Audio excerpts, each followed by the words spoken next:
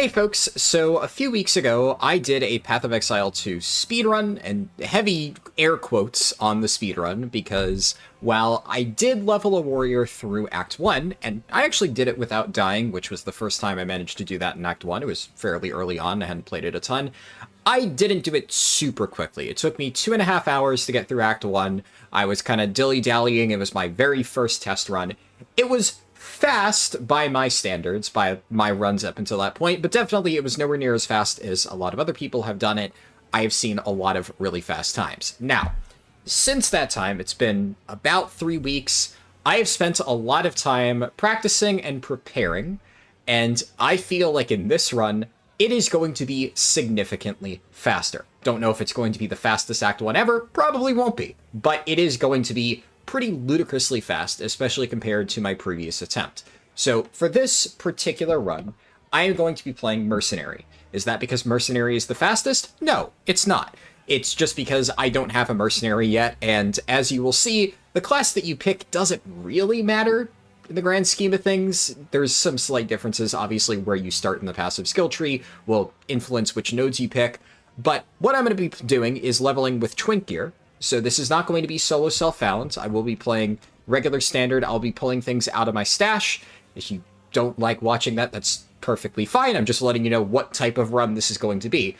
But what I can tell you is that I have spent the better part of the last 3 weeks non-stop researching and testing out different items for speed leveling in Path of Exile 2.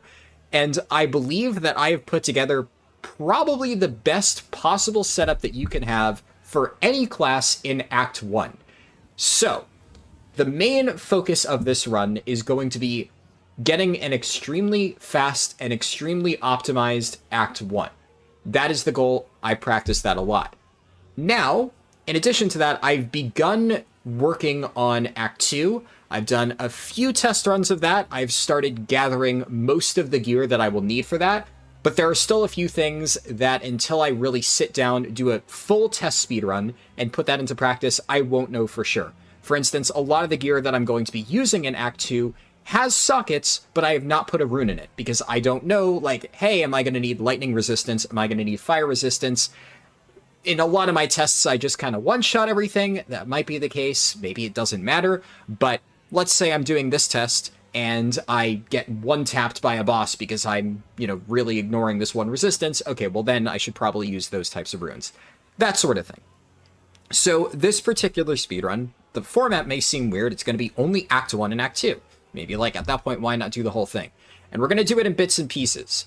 So this run with Mercenary is only going to be Act 1 and 2, and the focus is going to be a very clean Act 1, and then a still good Act 2. I hope to have it pretty clean, rather optimized. Ideally, I don't die at all, but, stuff happens. I might get clipped by something.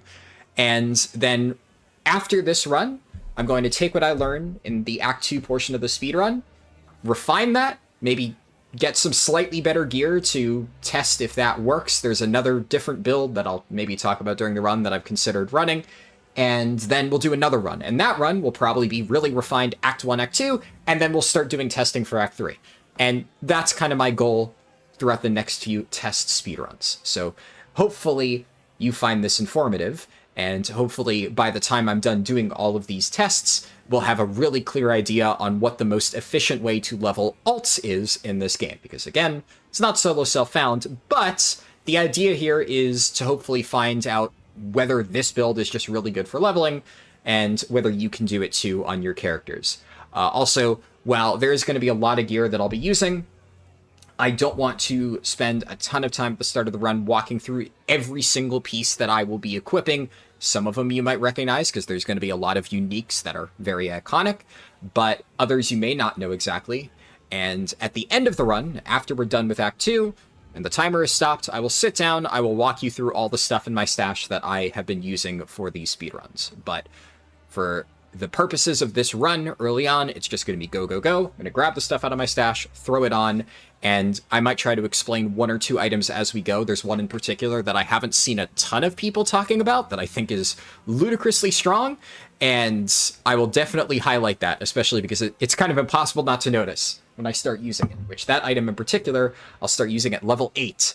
and things get really crazy from level 8. So again, we're gonna pick the Mercenary, and I don't know, is this name taken? It's not. Cool.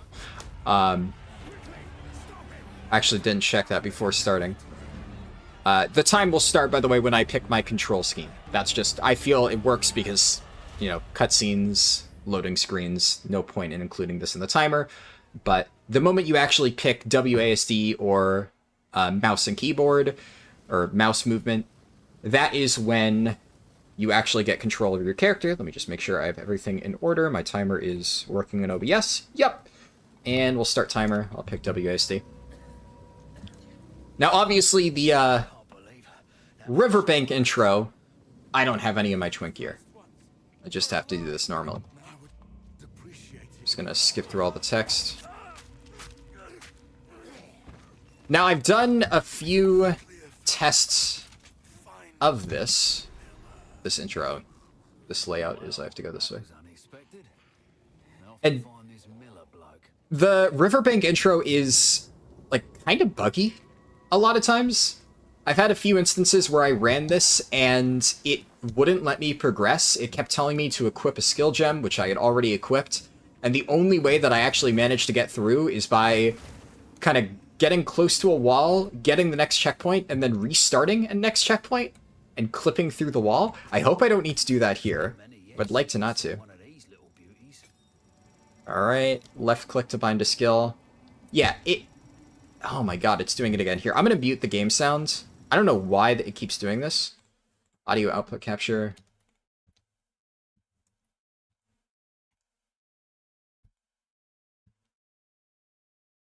Okay. Yeah, that's a really annoying bug. Sometimes if you don't do something correctly, the game freaks out, and I assume it picks up in the recording because I can definitely hear it, but it just does this like little endless pinging noise, and you have to click the buttons in the exact correct order that the tutorial wants you to, or it doesn't let you progress, and it doesn't stop the endless pinging noise, and it drives me insane.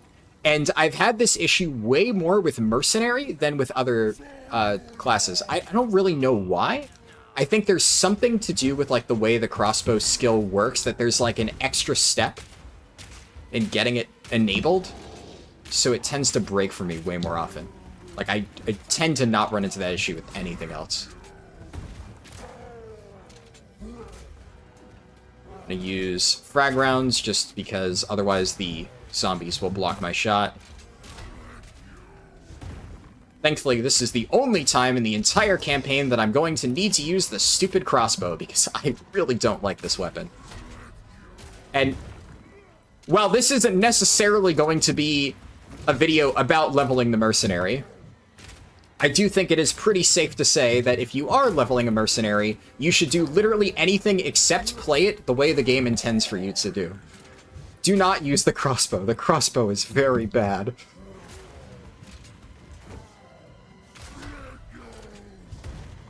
Nice. Okay, just get rid of this stuff. I actually will pick up that Twig Circlet and the Scroll of Wisdom. Did I start the roleplay? I did start the roleplay. I need to allocate my first skill point, though, or it will freak out. There we go. I'm going to be avoiding picking up the vast majority of loot, obviously, because that would slow me down. But this is not my final, like, super optimized speedrun. So, we can still do this. Left click instantly. Yes, thank you, but let me see my dump tab. And then Act 1. Just gonna take all this stuff. Okay. I need to pick up the quest from Una. A face like that almost makes me want to help for free. Almost. Destroy, and then there's a few things that I need to make sure. Okay, hold on. Did I do this correctly? That's my good flask. This is the good one. Destroy. Well, alright. That's the most important part. No, God. We're not off to a great start. This introduction is really confusing, though. I always forget something, and the thing I forgot here is my skill gems. Duh. I don't know how I managed to forget that. Okay. This should be... It's wrong. Keybind. Incorrect. Oh yeah, I have to equip the bow first. Then I can put in the necessary skill gems.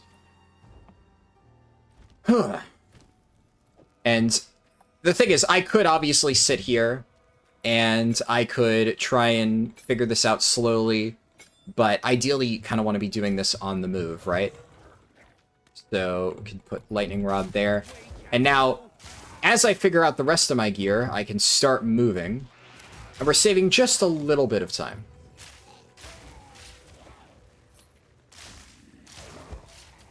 Can't really see much, but hopefully... Okay. We need rod there. I think I got everything. Where is Frost Lady? I hear her. Okay, there she is. Okay, so... I'm going to grab the Twig Circlet too. Twig Circlet is the helmet that I use very early on, just because high energy shield is really nice for this particular build. I'll explain why in a moment. I just want to make sure. Okay, there we go. Checkpoint, waypoint. It's obviously a little bit hard to provide detailed commentary as we're getting all of this stuff set up, because... trying to make sure I'm not forgetting anything, and then eventually, very quickly in this run, we're going to reach a point where we're just in cruise control, and I'm just blasting everything, and nothing poses a threat, and then I can just yap about, like, explaining my build, explaining my thought process behind some of the gear choices, etc., and how you might go about this if you are not playing a mercenary. The simple thing that you could probably tell is we're basically playing like we're a ranger,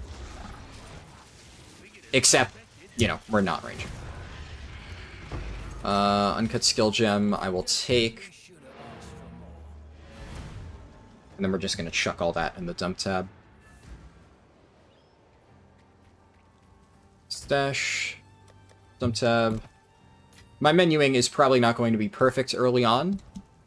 Forgive me, I'm still getting the hang of it. But, okay, we go back here. I don't want to take my portal. I want to teleport to Clearfell directly. Load times are been kind of annoying lately.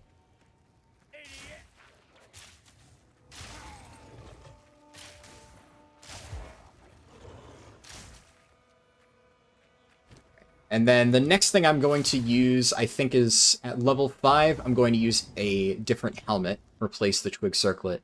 But the main reason, so I said, we like Energy Shield, right? And on a lot of my items, I'm going for Energy Shield Evasion. Now, if you've played the game through Endgame, it's no secret that obviously Energy Shield and Evasion are just good, period. Armor is not super ideal. Armor is probably not going to be bad in the context of the campaign, actually. Just because... if you're taking hits from a lot of little mobs, it actually wouldn't be that bad. Holy. Grab that. But Evasion and Energy Shield are especially good with the setup that I'm using, which is just kind of going to be the best setup for everybody, because one thing that I'm sure you figured out if you've played this campaign on your own is that movement speed is king. Movement speed is really, really, really, really good, and generally speaking, you're only going to be getting movement speed off your boots. That's the only place where you can really get a movement speed roll. But there's a lot of other items in the game that give you bonuses to movement speed, but a lot of them are weird and, like, conditional. You have to meet a certain thing. So that brings me to the first item that I guess I'll talk about here, which is Foxshade. Kind of hard for me to hover over it. Like I said, I will do a full deep dive on exactly which items I'm using, when, and why, at the end of the speedrun. Kind of not ideal here.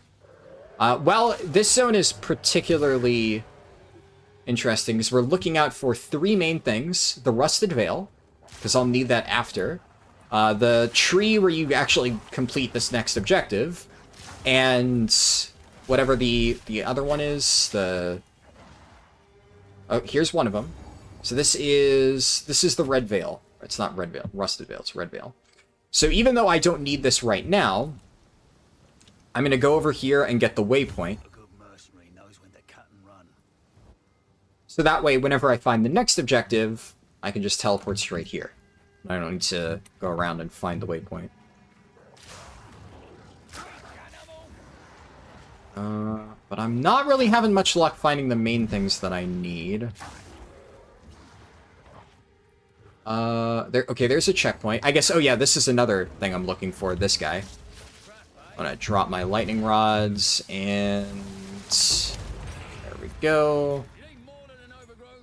Sure. Problem with this game sometimes is you can completely miss an objective that you're like 2 feet from, just because you barely didn't discover it. That would not be great. I don't think anything's down there, but there is a chance that there's something in that gap. I don't think there is. I want to say that it's not there, but you never know. Okay, here, whenever you see these mushrooms, that means the entrance to the Tangle place is nearby. So we're going to do the same thing. We're going to go in here. We're going to get our waypoint. This will be nice later. Alright, and back out to the Grillwood. I still have not found the actual quest objective that I need. This is not ideal RNG. Only my skills, one job at a time. It could be in the middle here. My gut tells me that's where it is. Yep. Alright. I was correct. We're gonna grab the waypoint. Have to talk to Una. And then I think... yeah, travel to the Red Veil. There we go. Long load screen. That's Red Veil. It throws me off because, for whatever reason, and this is a baffling design choice to me, when you play this in Cruel, it has all of the same stuff, like the same locations, except for whatever reason, the map has them all in just a random mixed-matched order. And it just fucks with my head. Because after doing Cruel a few times, I'm used to the location of the, like, zones where they are in the Cruel map, and then I go back to do another Act 1 test on one of these characters, and it's not where it's supposed to be, and, it, like I said, completely fucks with my head.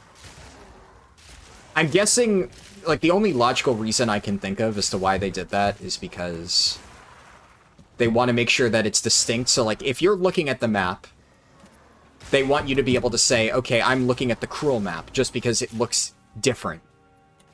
And if you were looking at, you know, 2 identical maps, you might get confused as to which one was normal, which one was Cruel. Like, in theory, I get that. And obviously, in the final release of the game, Cruel, I think, isn't going to be a thing, based on at least the stuff that I've watched. I haven't religiously watched every single developer interview, though, so can't say for sure. I feel like there should be... I'm gonna grab the Broadhead Quiver. I feel like there should be one up here. Yep, okay, good call. One thing that I've noticed with this zone is that the obelisks are kind of like evenly spaced out. So you'll find one very early on, and then one will tend to be all the way on like the far end of the zone. It's a big loop, a big kind of donut usually, with some water in the middle. And then the second one will kind of be equidistant from here. So this seemed like the right place for it. And then if my theory is correct, the other one should be, I just keep going, holding W in this general direction, and I will hit it eventually. It's really nice, just firing a single arrow and it chaining to everything. Absolutely love Lightning Arrow with the setup. But if... okay, so I know I'm bouncing between a lot of different topics, but Foxshade, so the chest that I'm using, I don't know if you saw, but the base version of this gives 10% move speed, and I have it corrupted, so it's a high roll. It gives 12% move speed if I'm at full life.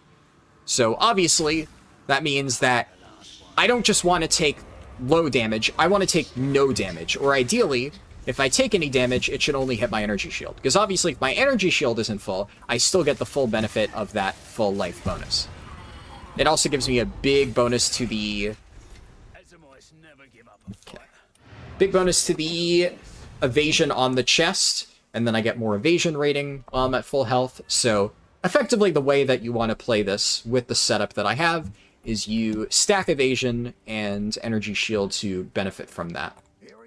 We're gonna talk to this guy, go to my stash, go to the dump tab. That. I'll worry about that stuff later. I'm just gonna keep this here because I'm gonna loot a bunch throughout the campaign, so no point worrying about that. Swap out some items. We're gonna use Grey Make here. This is another unique. This thing is really, really, really good.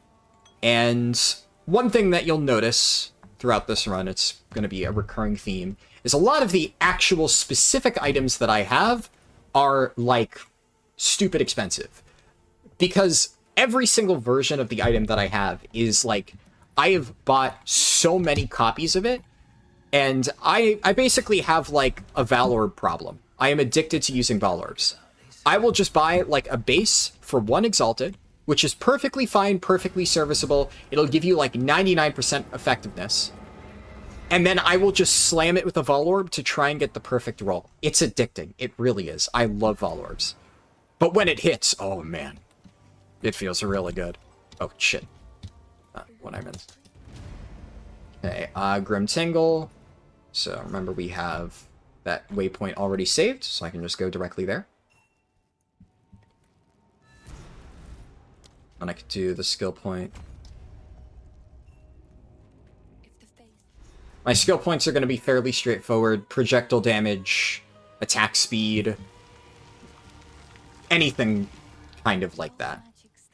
What level am I? I am level 6, okay. Yeah, I won't be... Like, the next thing I'm going to be using is the really fancy item at level 8. Oh, shit. On Death Explosions, love that.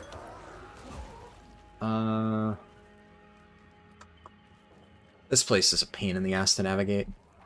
I'm gonna just use my health flask because 2 dead ends in a row. Even if it's not a lot of health, just by tapping that health flask, I'm getting my health back up to full, which gives me 12% move speed. Yeah, let's not get hit by that again.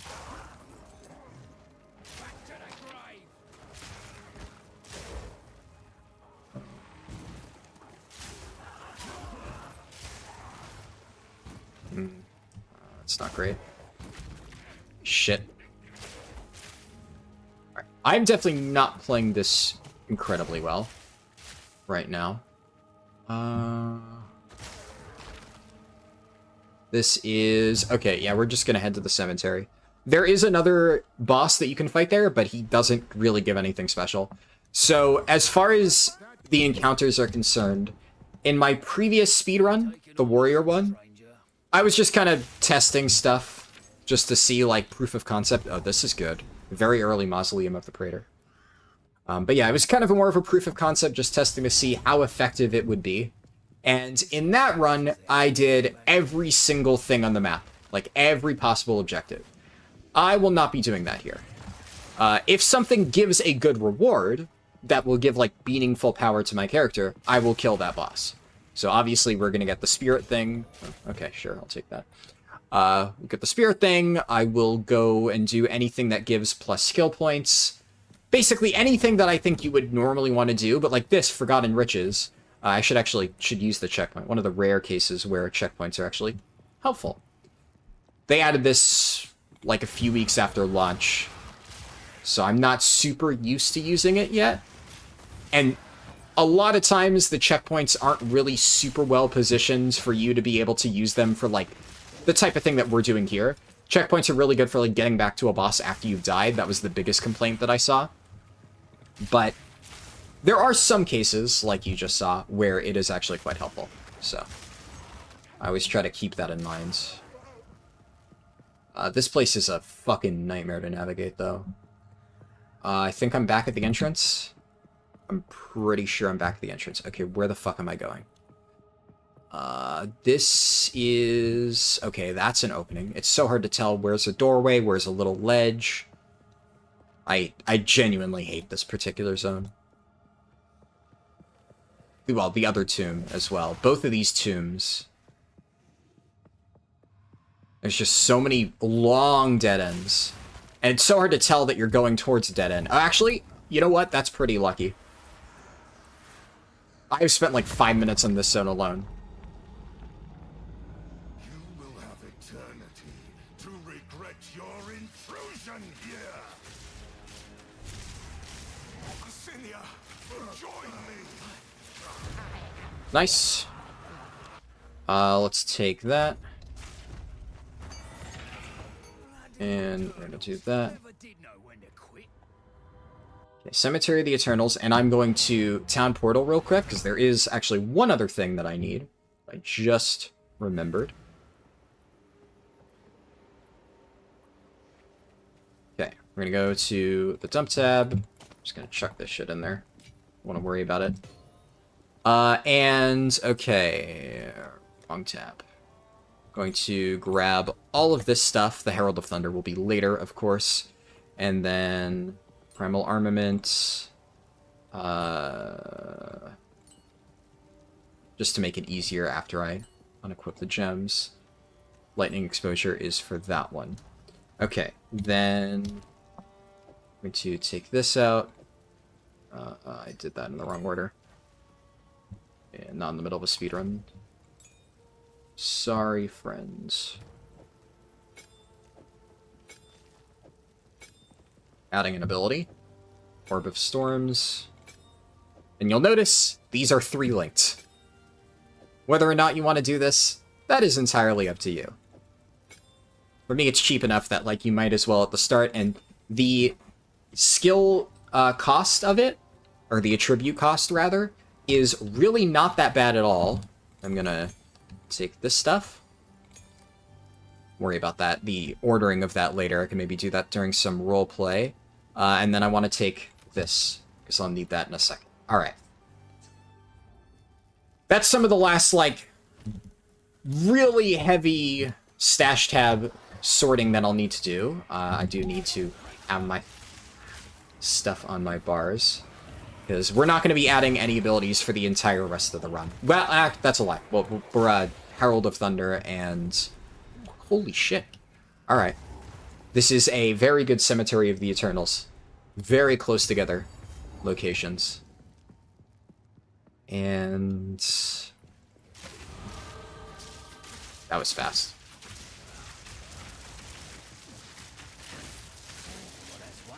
Okay. Wanted to take that guy out ASAP. What I'm going to do here... Yes, I know you want to buy my thing for 1 Exalted, but I'm not pausing in the middle of a speedrun for 1 Exalted Orb. Sorry. Okay. This is the item at level 8 that I mentioned earlier. It is really, really, really broken. This thing is called Sure-Footed Sigil. And if you are not using one while leveling your characters, get one, and you will use it the entire campaign. You may not use it later on for killing bosses, because the actual damage stats on it don't really do much. So what does Sure-Footed Sigil do? I'll hover over it for a second. 1 meter to dodge roll distance, and then with Corruption I rolled 1.2 meters. Now you might be thinking, 1 meter? That sounds like not a lot. That's a very small distance. But I don't really know exactly how the game calculates distance, but what I can tell you is that 1 meter in the context of Path of Exile is a fucking ton, as I have found out. And it is so much that I have done, like, stopwatch tests to figure out, to make sure I'm not crazy, because I started noticing, like, wait, this feels really fast. So I tested it. And I can confirm that with Sure-Footed Sigil, even non-corrupted, just the regular base 1 meter additional distance, it is now faster with this thing on to dodge roll than to walk. And that is kind of a big deal, because dodge rolling normally is actually slower. You lose speed by doing it. This not only changes that, it makes it faster. So for the entire rest of the campaign, I'm going to be spamming my dodge roll to get around. And that's really good, because that allows you to quickly just zip around every single leveling hub. And while you're doing it, oh nice, an Exalted Orb. While I'm doing that, I am also getting, what's it called? Getting dodges, right? So if enemies try to hit me, it's much, much, much, much harder. Instead of just walking normally, because if you're walking, people can hit you. And without this thing, normally, you would want to be walking, because dodge rolling would slow you down. Well, not anymore. Let me throw this in here, or forget. And then we're going to take the waypoint back to Cemetery of the Eternals. Because there is no, there's no checkpoint right next to this waypoint. Let's see. Technically, in this case, because I got really lucky RNG, it might have been faster to take the other checkpoint, since, like, it was already right there, but whatever. Okay, while Lackland does his RP...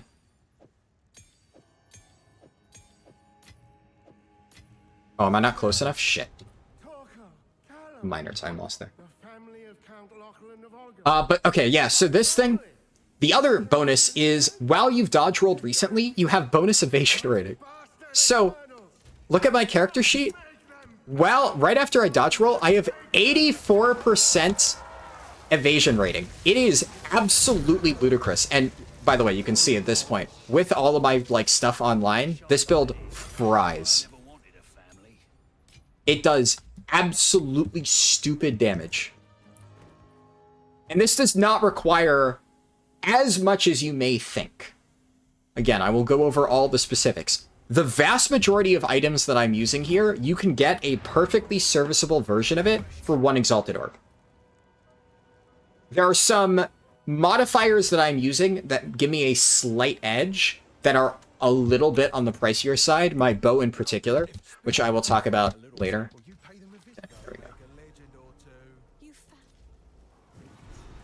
we go.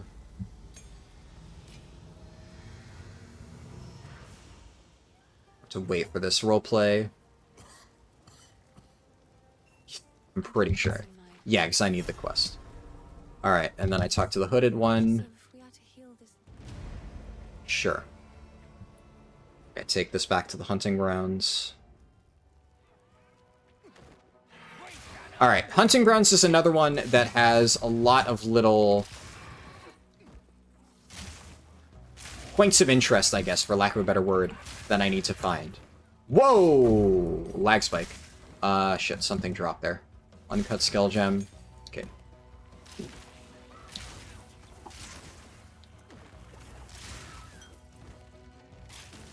Okay, this guy doesn't drop anything particularly good, but, I mean, I'm already here. And actually, Iron Ring, rare Iron Ring, potentially very good, because you use 2 Iron Rings. Iron Rings, especially early on, are... I don't need a tier 1 support gem. Early on, Iron Rings are very, very, very good. This is Crowbell, probably, yeah, up here. Crowbell gives skill points, so I will kill him.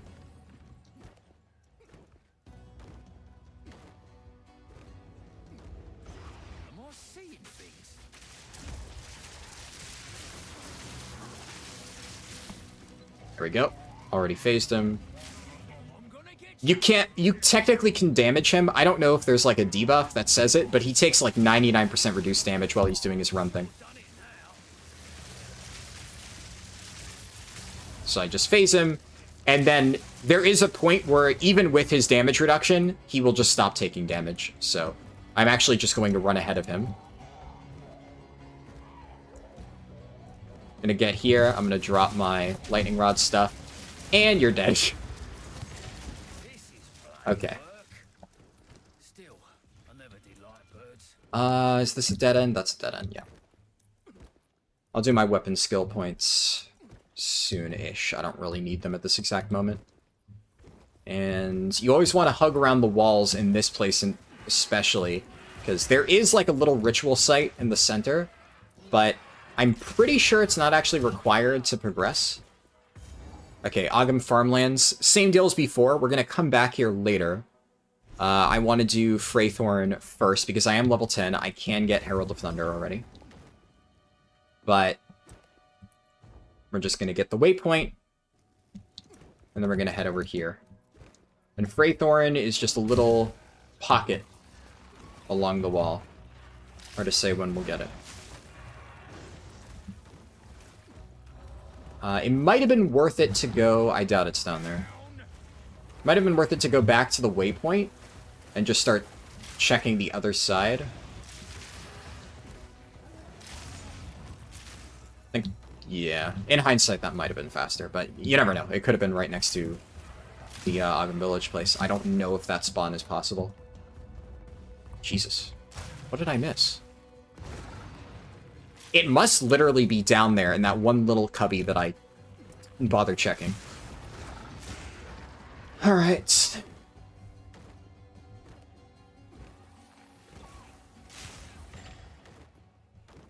I guess I'm just a dumbass. Yeah, it literally... Fuck. Alright.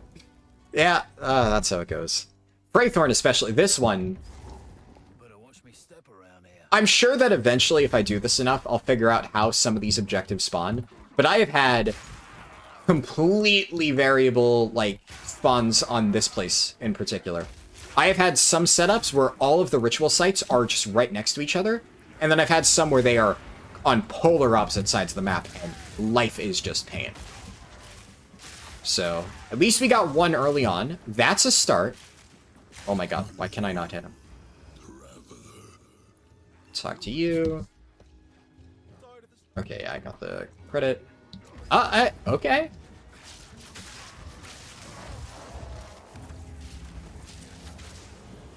Don't want to get hit by that. Shit.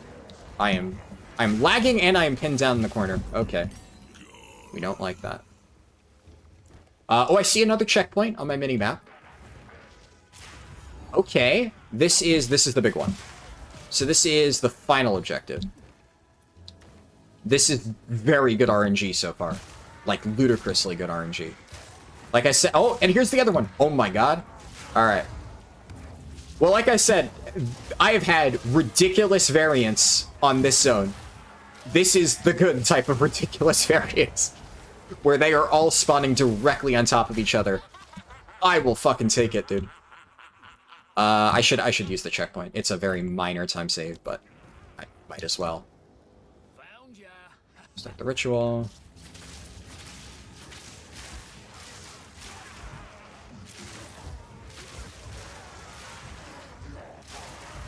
And actually, I should spend my skill points. There's no reason not to.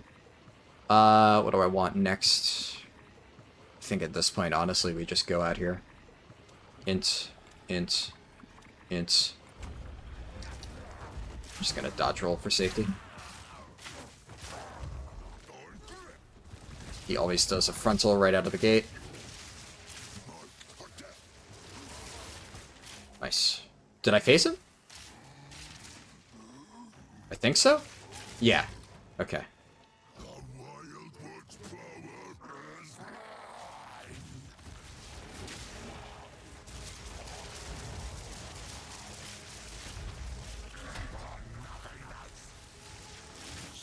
I did that a little bit too early, I think. Yeah. Just like a few seconds too early. Not a big deal. Sure. Okay, yeah, one Exalted Orb. Sure.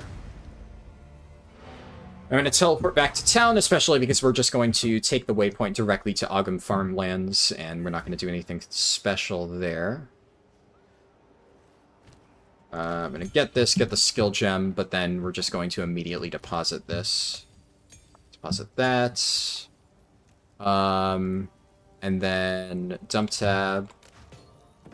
I should also note that, you know, this maybe goes without saying. If this was meant to be like a super duper, like fastest ever run attempt, I would not be looting anything. There would be absolutely nothing that I would pick up. We're switching our boots now. We have our upgraded ring. And I'm going to just grab this now because we're going to use it later. Put that in the top left. And you know what? While I'm at it, we'll put that too. Because then I won't need to upgrade. I'll put that there. Because that's the last gear upgrade I'll need for the entirety of Act 1. So that will just make life a little bit easier. Bottom Farmlands. Here, there is a mini-boss, but it doesn't really drop anything good, but we do need to get the loot, because the loot does drop good stuff. We're going to upgrade our skills, so we're going to go Bow, Lightning Rod, going to upgrade Elemental Orb of Storms. Alright, perfect. Then same thing that we did before, we roll. This map also has a bit of annoying variance, I've noticed.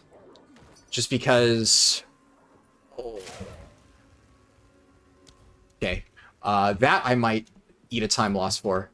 If he's actually... Okay, yeah, alright. Don't look. Don't look, time loss. Time loss, but if somebody's... Look, somebody wants to fucking pay me 1 divine? Yeah, which one is that? Alright. You know what? I'll be nice. I'll teleport directly to you. Alright, buddy. Come on. Oh, hell yeah. How does this work? I've never done this in the middle of one of my test runs. Okay, it does keep my teleport. I was worried that it would fuck it up because I did that. Alright. Yeah. Mid-speedrun, somebody wants to buy something for 1 exalt, I sleep. If somebody wants to buy something for 1 divine, real shit.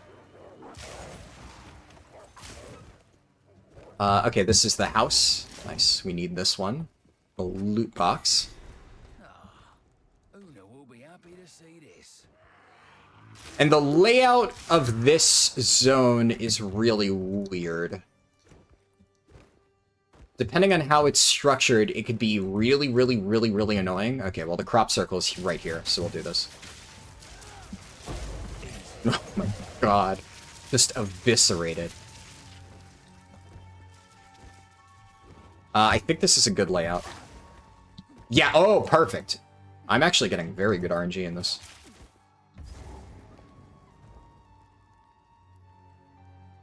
So sometimes there's no, like, direct path just by holding left. And you have to go all the way around. Basically, you have to go back to the entrance, hook left, and loop all the way around the edge of the map, and then curve back into the one area that lets you go into the next zone. It can be very, very annoying. But thankfully, that was not the case here. Alright, Ogum Village. Quickly spend my skill points. This would be int, projectile damage. Reason I'm going int, by the way, is if you look at my stats, I have a boatload of every single other stat except int. I have a belt called Meganord's Girdle, which gives me a ludicrous amount of strength.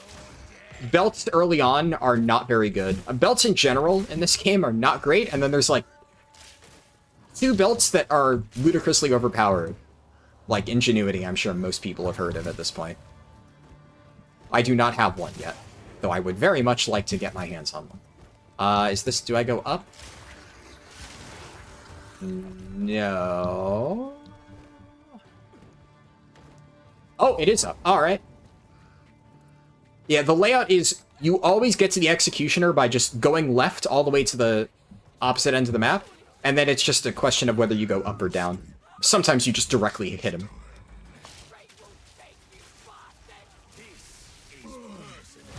Alright, and you're dead.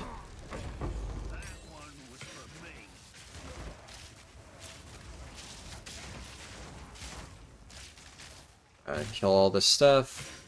Shit. I don't want to have my inventory open. Sure.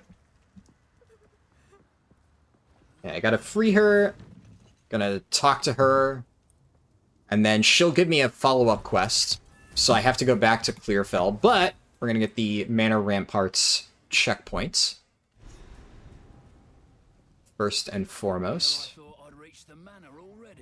That checkpoint. Clearfell encampment. I'm pretty sure this is the last quest, and then from here we just hold W to the end. It also has just occurred to me, and maybe some people are screaming at me. Trust me, I know. That I have not put on Herald of Thunder. I am well aware of that. Give me one moment. Alright, Herald of Thunder, right click, and there. I'm pretty sure all my skill point requirements are met, but just wanted to double check. Put that there.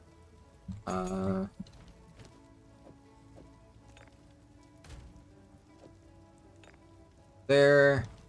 And then the only thing that matters is, can I level this yet? No. I forget what level that is. I'm definitely below the recommended level by this point, but it doesn't matter because, as you can tell, I am still absolutely frying everything. I believe, let me just double check. Yeah, I right-clicked Herald of Thunder. I've forgotten to do that more times than I care to admit. And we run. There is really nothing of interest in this particular zone, so I'm just going to beeline the quickest path to get to the manor. What's nice about this build is, because we want to spend most of our time dodge rolling, we ideally don't want to be sitting here fighting mobs, but all I need to do is just every now and then pause for a second, fire a single shot, it ricochets to everything, and clears out a gigantic pack of mobs. So I'm going to be ignoring most things, but then if there's a group of 5 mobs, I just shoot one time, bonk, bonk, all of them are dead. And this is, you might be thinking this is like super duper pay to win. This is, as I will go over later, surprisingly cheap to make. At least the core fundamentals of this build are surprisingly very cheap. If you want to get all of like the super duper rare corruptions that I've gotten, well, yeah, obviously that's gonna cost you. But you don't need that to level. I'm doing that because this is a speedrun. And I guess if you're new to my channels, plural, in general, I mostly cover World of Warcraft stuff over on my main channel, which I'm not posting this on my main channel. Geonor's that way. This will be on my second channel, I think. And I do a lot of World of Warcraft leveling speedruns. And a lot of the same principles actually carry over. It's quite nice. The transition has been... I mean, I'm still playing WoW, but I've been fucking addicted to this game. And getting into this has been honestly very familiar. And you're dead. This guy drops the fire. Ooh, Exalted Orb. We're gonna do that. Now we're looking for the exit. There's multiple places the exit can be. 3 Exalt. Sorry. Not right now.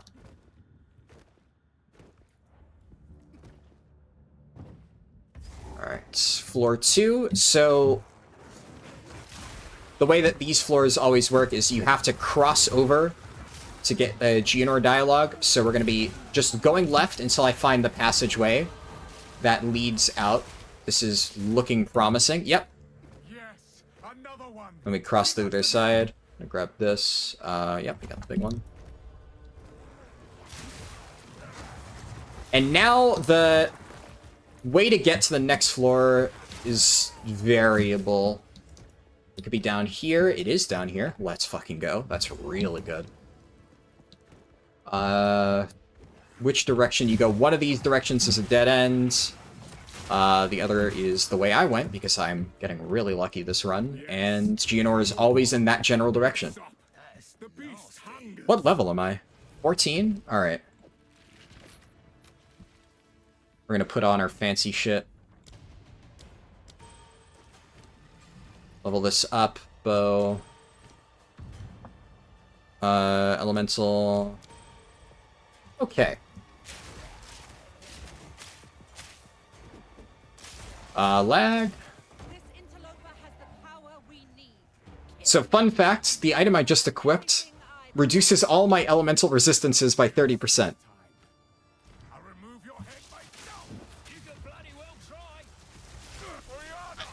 It doesn't really matter. He's not gonna get a chance to hit me. This is so dumb, dude.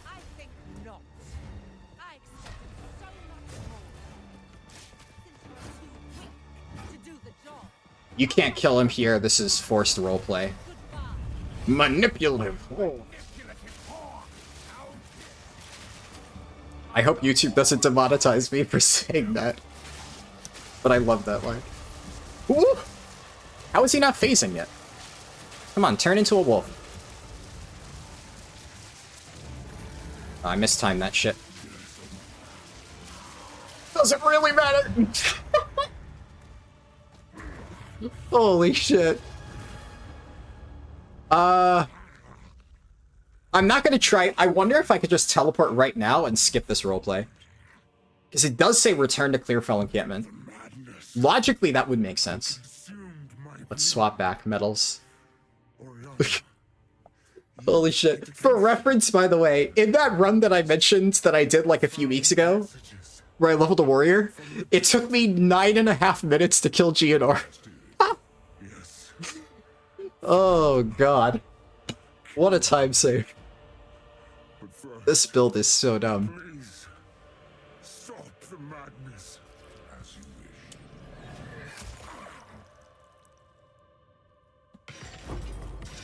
wish. Topaz ring, regal orb. Sure. Alright, we're going to chuck all of this stuff into the dump tab. Also, why am I getting messaged on Discord? Oh.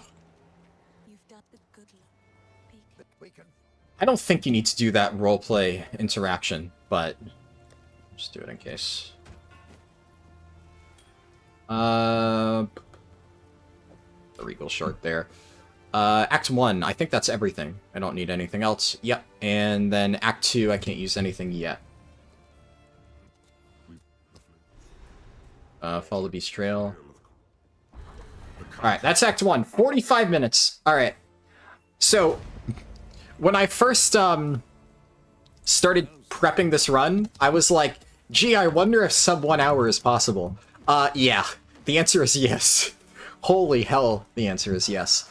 Now the question is sub 30 minutes Act 1 possible? That, I don't know if anybody has done sub 30 minutes. I'm pretty sure that, obviously, over the last few weeks, as I've begun prepping this, people have gotten sub 30-minute Act 1s. Like, that's not impossible by any means. But sub 30 minutes, I have not at least personally seen. I feel like it might be doable. Because I definitely was not super efficient with my time throughout the entire run. And, I mean, I literally stopped for a moment to make some money. Take that. And I'm still looting items because, well... Shit. So, Act 2... I've obviously still done a bunch, but I have done way more testing of Act 1 than Act 2. Like, it's not even close. What I do know is that you always just want to roll around the sides. Because eventually one of those little cubbies, it's either going to be a chest, or it's going to be Wrathbreaker. So... Chest or Wrathbreaker? Fuck. I'm about to say it looks like Wrathbreaker, but no. Is this Wrathbreaker? No. It's just reconnects. Am I back at the entrance? Shit. Alright, yeah, so I completely missed it, I think. This is definitely the slowest I've had for, Vastiri Outskirts. Is this... No, it's another chest. Where the hell is this? Wow. Sometimes that's just how it goes with these zones. Because I have had a few Vastiri Outskirts where I just, like, I roll for 15 seconds, I find one of these little cubbies, and it's immediately the Wrathbreaker cubby. I'm like, alright, okay, cool. And the entire thing is done in, like, under 2 minutes. That can happen. I'm gonna skip that rune. But this was not the best RNG. Wrathbreaker is a little bit annoying because you can't really get him to reliably stand in your shit early on. Because he always does his charge. But the moment he does his charge, Lightning Rod, and then he gets toasted. This doesn't earn my passage. Nothing will. Alright.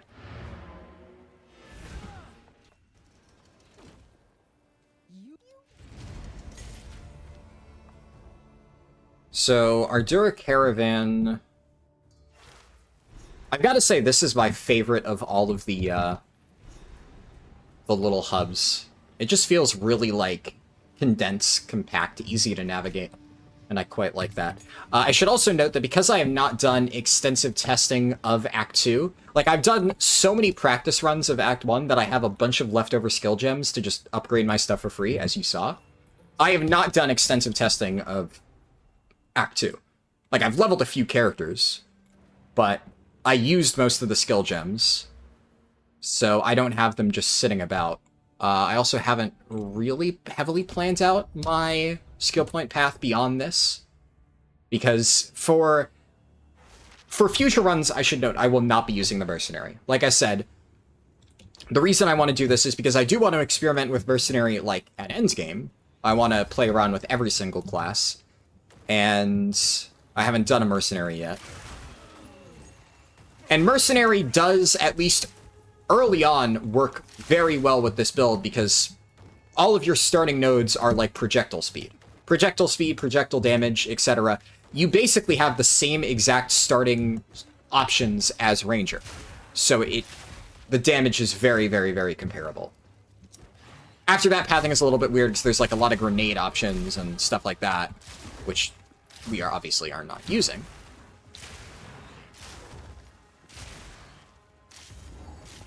Checkpoint. Pick that up.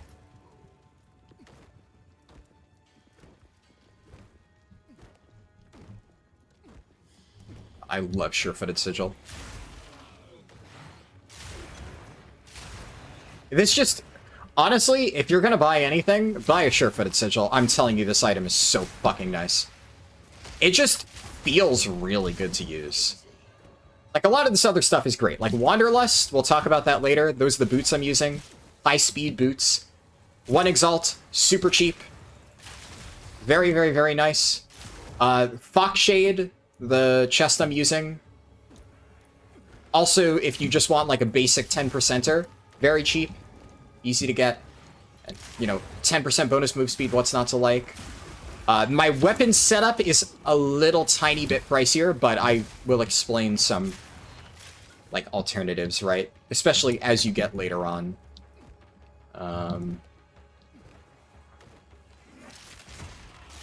It is this way, right? This, I think, is where the checkpoint was directing me to. Man, 2 dead ends.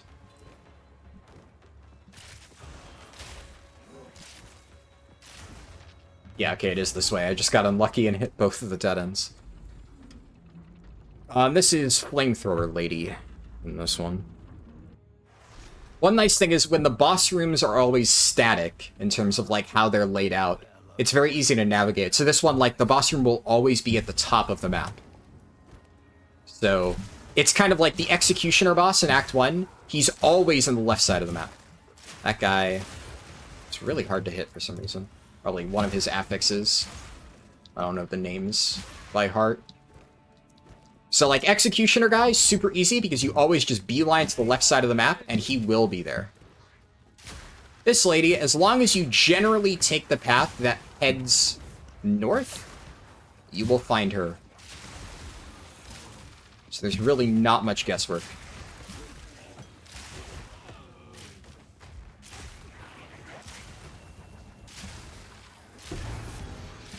Okay, yeah, I'll take that. I'm pretty sure I recognize that unique. I don't think that one's good. I'm pretty sure that's shit, but I'm not going to pass up a unique. Is this a dead end? Oh, nope.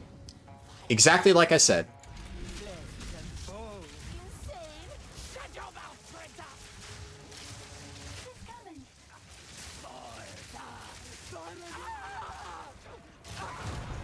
Nice.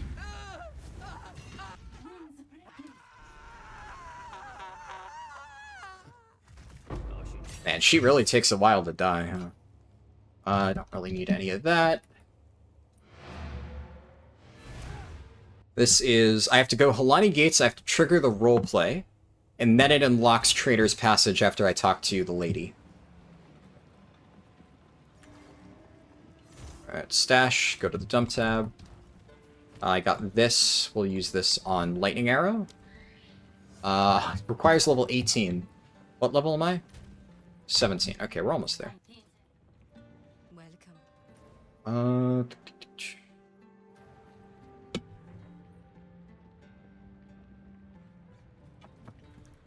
Ah.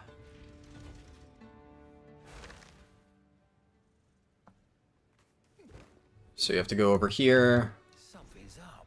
The Halani.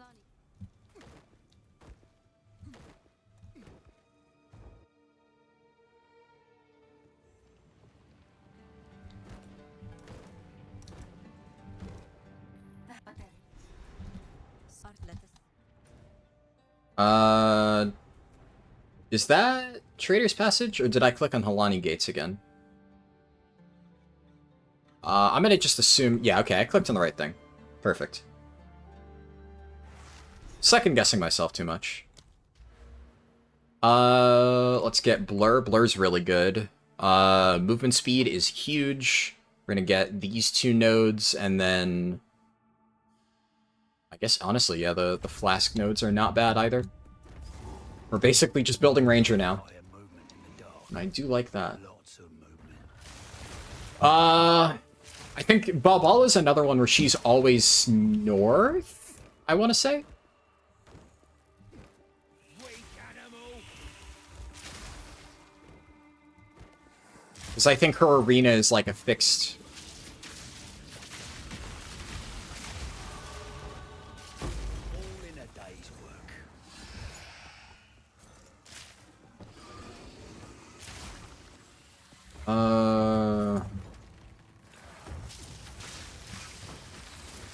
Oh, don't like that. You know, another thing that I think I meant to prepare, I don't know if I ended up doing it though, is I really wanted an antidote charm, because there is a lot of poison in Act 2. That's something I was thinking like, oh, I should probably do that. But I don't know if I ever got around to doing it. That's kind of one of the things I was talking about though. Like Act 1, I am really happy with how that just went. That was clean as hell. There's obviously a few things that I could do slightly better. My RNG was overall pretty damn good. But that was like textbook, exactly how I planned it. All these statues still just as dead. I think I know where Balbala is. But I must have passed her. I think I have to hook left, and she's probably like right up there. But yeah, here's the checkpoint. Oh, never mind. I was right. Something valuable behind those doors. I couldn't tell if she spawned after the checkpoint. I prove myself. Oh, she teleported out of my shit.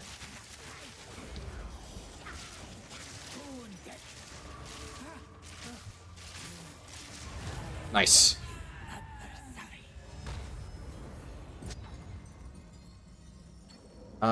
This is Trial of Sekimo's. Oh, I got 2 skill gems. That's, like, kinda nuts. I'm gonna take the quiver, because I still really need a great quiver here. Bow, lightning arrow, bow, lightning rod, and then elemental orb of storms. I'm getting whacked. And then I just keep going to the left, or right. Directions are hard. Think. I'm going to grab that. One down. I know what I've done wrong. Yeah, this way. Pretty sure. No? Is it really? Okay, I've never had a layout like this. Oh, I go south. Ah, okay. I see the problem. It's definitely not a layout I've got in a lot. But that's gotta be it. And then... I'm guessing it hooks around.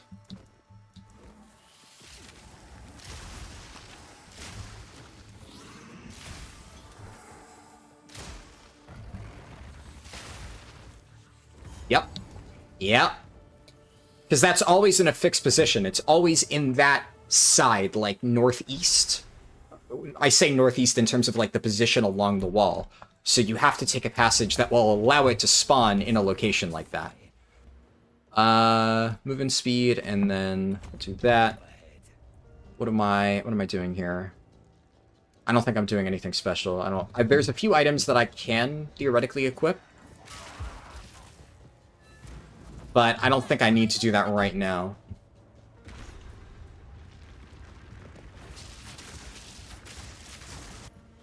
Whoa, lag.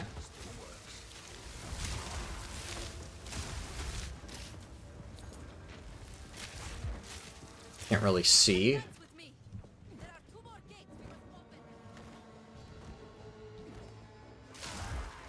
Alright, and this is where some of this stuff I'm fuzzy on the details. Like I know the gate is I enter from this side. So I think I just keep going this way and then eventually I'll encounter the gate entrance. Is it there? It is. Alright.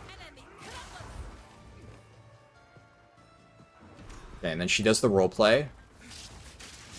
I can't remember if they walk through the door or not. They do.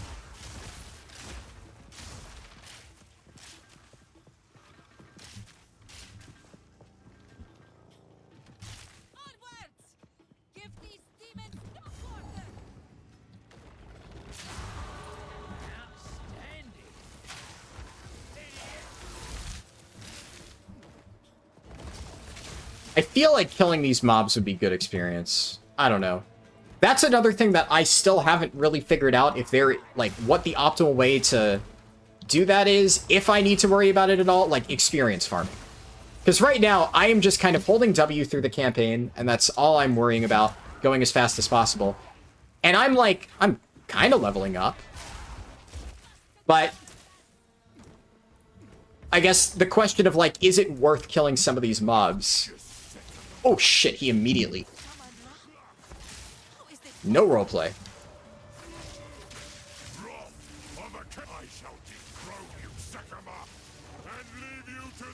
Okay, so there's roleplay here. I guess I need to hide in her barrier. I can't shoot him, right? Yeah.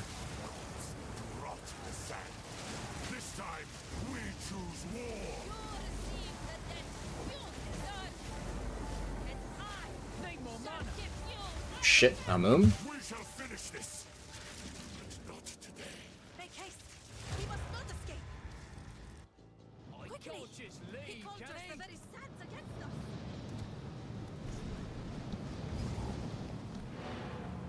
Alright, return to the caravan. There's a few gear upgrades I think I can get at this point.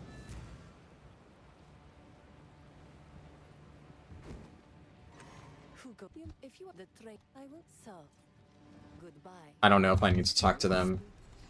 I do. Alright, good. Stash. Dump tab.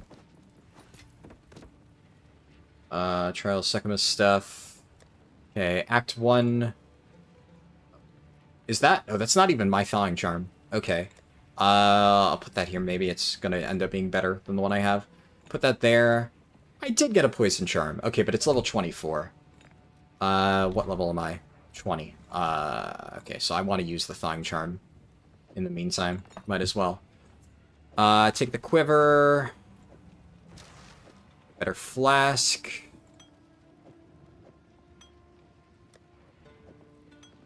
Obviously, if, again, super fast, super duper optimized speedrun, I would just dump it into my bags and worry about it later. This is level 22, so 2 more levels.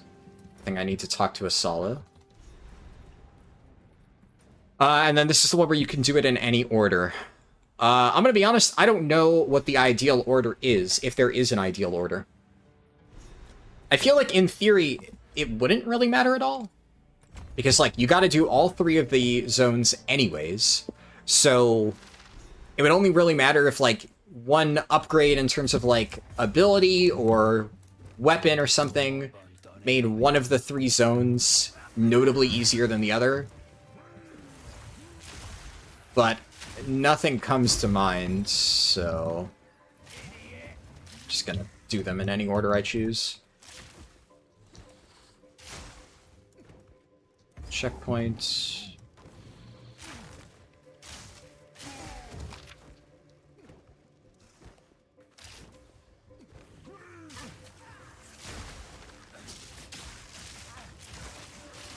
All in a day's Something that I don't think I've ever actually looked at the numbers for, but I've just kind of always assumed it was the case, is that killing rare mobs gives you, like, more experience relative to killing, like, other stuff. So I usually take a slight detour to kill a rare, but that's kind of what I meant earlier when I said I need to understand that a little bit better, because that may not be true.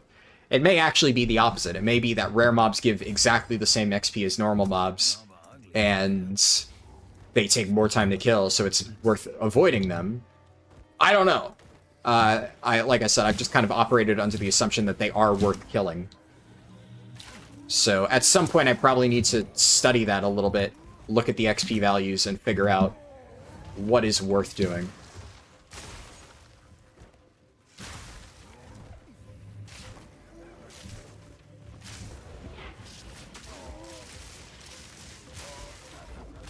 Oh! I think that guy was lightning heavy, so that's probably why he took so many hits to kill. Probably had some passive lightning res. Because everything else is still dying in one hit. I'm really curious if this build is, like, actually borderline invincible, or if I'm just gonna get randomly one-tapped by something at some point. Because ever since I started using all these fancy items, it should probably come as no surprise that I have not died a single time doing the campaign. Like that, yeah. It's what happens, ultimately.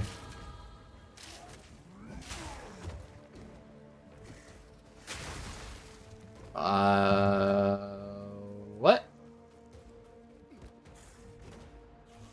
I thought that's where the boss fight would be. There was a checkpoint there. I guess not? I know it's on the edge of the map, always.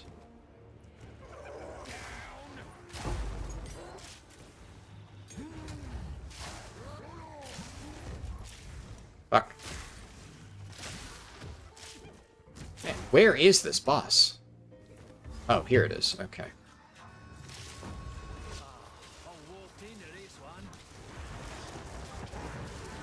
Come on.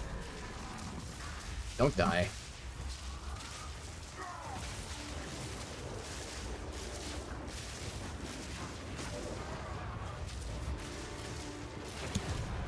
Okay, stuff is starting to die slower, but I think that has more to do with the fact that I am severely underleveled because I am able to just blitz through stuff and I haven't really needed to grind XP at all. Which, I mean, hey, that's a good sign. We love to see that.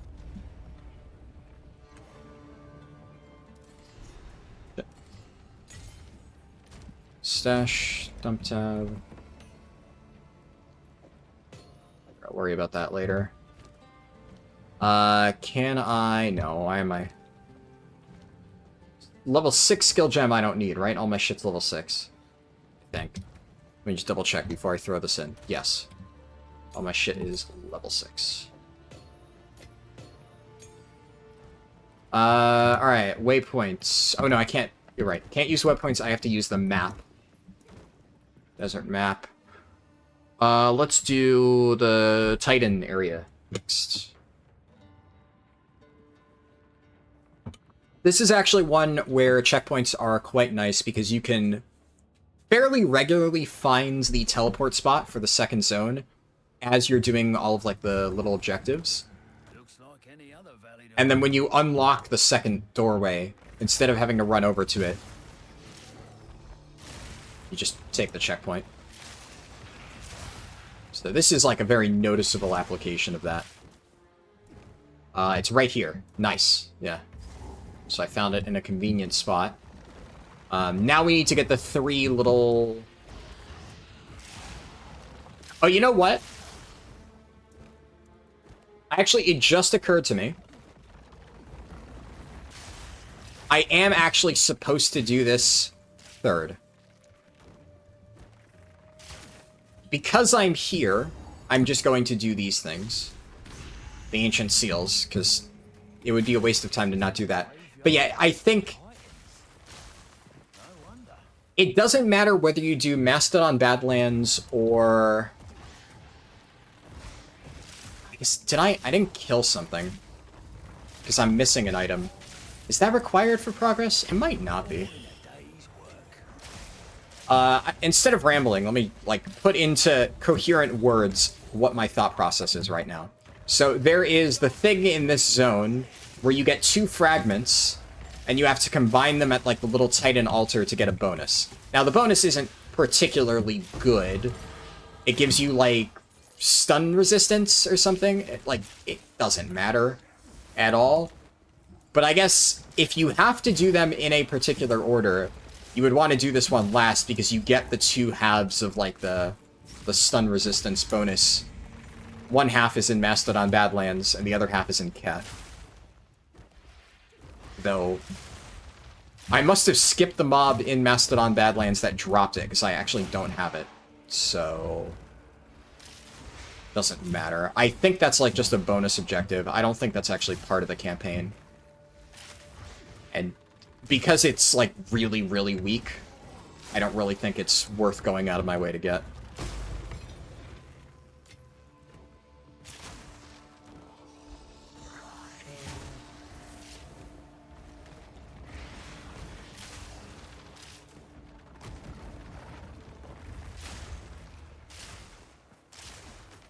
Oh, nice.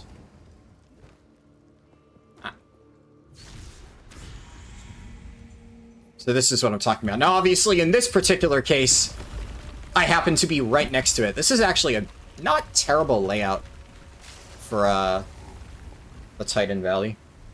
They were all pretty close together. But if I had to go super far, like into the corner of the zone, I now can just teleport back very quickly. I'm going to take Clean Shot. And then, yeah, these are both good. Elemental Ailments. That's actually really, really nice, considering I'm non-stop dodge rolling. I didn't even consider that. And then I'm level 22, so I can get Lightning Rod and Lightning Arrow. Make sure, yeah, none of my skill requirements are fucked up. That's basically one of the main things that I'm wondering. The reason I'm doing this test and including it is there's 2 main questions that I need answered for gearing purposes, outside of just general testing and muscle memory, etc. One, I need to figure out what level I'm going to end the act at. Like, what level am I killing the final boss? Because technically speaking, you can finish Act 1, you can kill Geonor as late as, like, level 18. In fact, I'm pretty sure on my very first playthrough, I got to, like, level 18 or something. 18 and a half, probably. I ended up over-leveling. I didn't necessarily intentionally over-level when I did it. It was just kind of one of those things where I fully explored every corner of the map on my first playthrough, because I wanted to make sure I didn't miss anything. And I ended up getting a lot more experience than I actually needed by doing that. Is this the boss room? Nice. There's a lot of dead ends in this area. So overall, that was relatively fast. Ah, shit.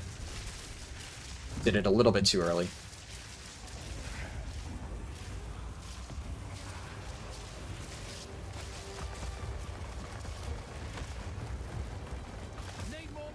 Oh, I'm in.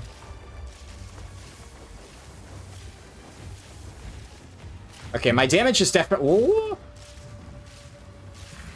Yeah, my damage is falling off a little bit. Also, my mana costs are getting really high. Which, like, you know, that's just kind of how it goes. And then we have Keth. I forget, is that... Yeah, that's a quest item. It's not actually anything special. Dump tab. I can't use any of that stuff yet.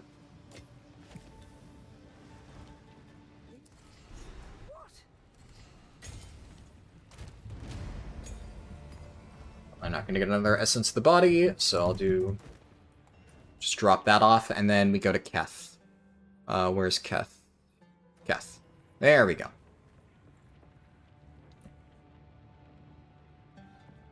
What was I saying before? Yeah, so I killed Geonor at like 18 and a half on my very first playthrough on my Invoker Monk. Well, I guess at that point just the regular Monk, so you don't pick Ascendancy. And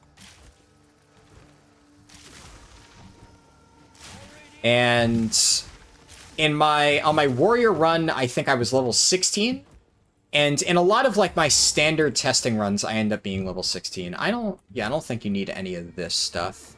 Here, you do need to kill the side boss. Okay, which I stumbled directly into. Let's fucking go.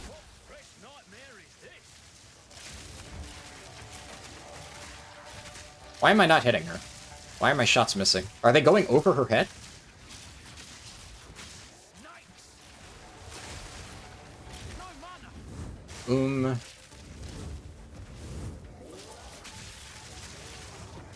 There we go. That one you need because she gives skill points. We get this. Projectile damage is lovely. I'm gonna then take this because I shock enemies a lot. And then I'm gonna take the projectile shit over there. Oh, actually, wait. I didn't even think about that. That's actually insane. I'm beelining right for that. That is such a loaded... Oh my god, that's so powerful for my build. Bonuses from Equip Quiver is so strong. This is what I was talking about. The Relic. Which, for whatever reason, I didn't get one from Mastodon Badlands. I guess I needed to kill more stuff. Is this the... no, this isn't, the next area.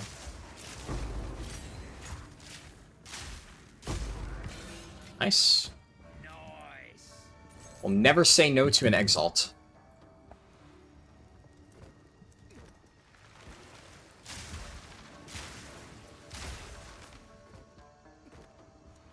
This looks like the path to the next area. Yeah. Perfect.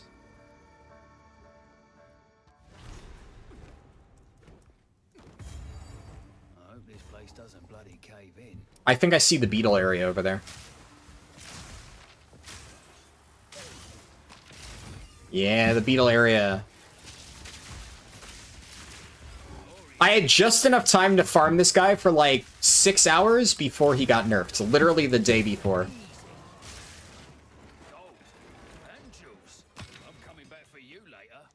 Made it just in time. It was a shame, actually, because one of my friends told me about it. He sent me a video of Zizaron doing the farm. I don't know if I'm pronouncing that name right. And he was like, oh, you should do this, it's really good. And that was like right when I was getting started playing the game. So I tried it, but my friend actually didn't have time. He was going to do it the following day. So I got to farm it for a few hours, and then by the time he went to do it, it was nerfed. Unlucky for him. Is this a doorway? Yeah.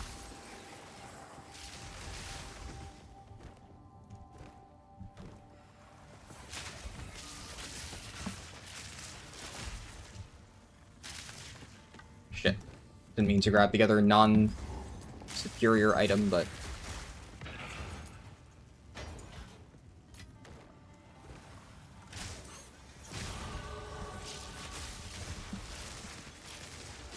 Having to actually press more than lightning arrow now.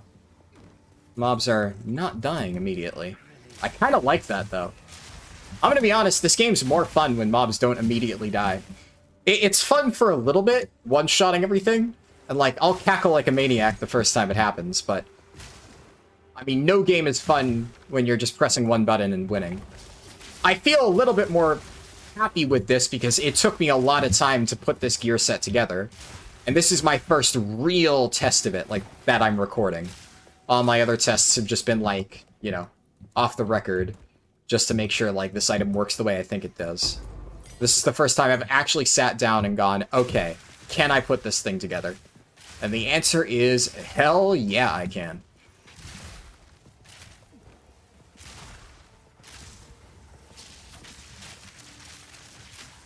I can't really hit these mobs. This place is a fucking maze. Oh, is this the exit? Yes. Alright. I was about to say I'm lost as hell, but nope. We're good. Look at all this religion. Didn't help them.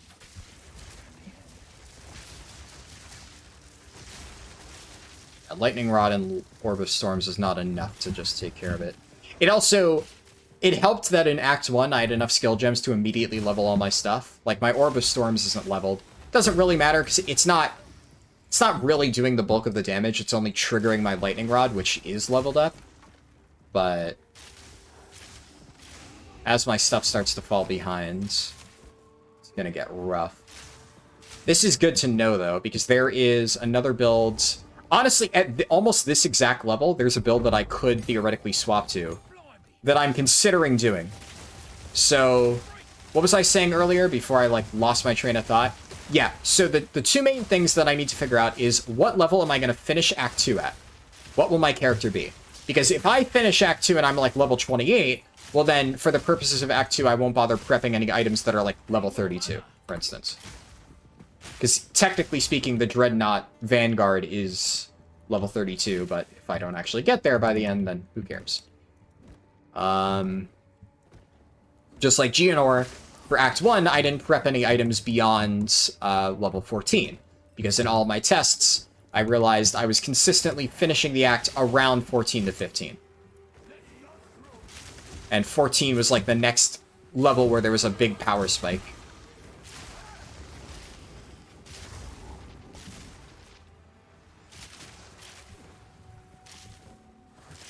And then the other main thing that I'm trying to figure out, which that was more what I was just saying a few seconds earlier, is how long does this build continue to hold up?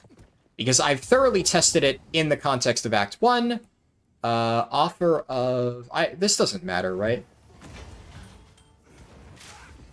Yeah, it's just a ring. I couldn't remember if it gave you a resist ring or it gave you, like, actual resist. Because then it would matter a bit more if it's one of those, like, permanent bonuses that you get. But no, it's just, it gives you the type of ring that you pick.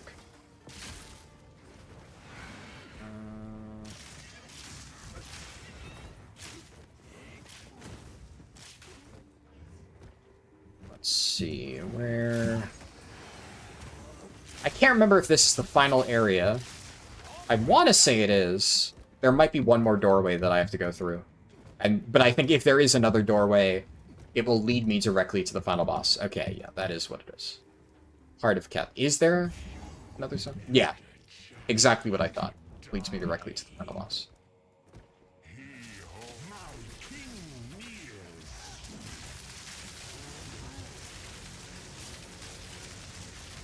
I couldn't tell if he was going to finish that attack, so I dodge rolled canceled.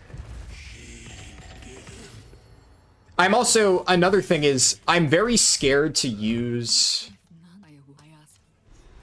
I'm very scared to use my, this thing, Rondel of Fragility, because that is a crazy amount of bonus damage, but the elemental resistances are pretty bad. Shit, Let's take care not to spill this. Now, if I get very familiar with the boss attack patterns, and I know that I can very easily dodge everything, then I don't really care about lowering my resistances. If I never get hit, it doesn't matter if I have negative 30 res. But I'm not 1000% comfortable with all these boss fights while under-leveled, right? I know I can tank some hits if I have the proper level. I don't know whether I can tank the hits if I'm grossly under-leveled. So, I'm trying to play it a bit on the safe side. Oh, right, and then I have to take one of the best steering.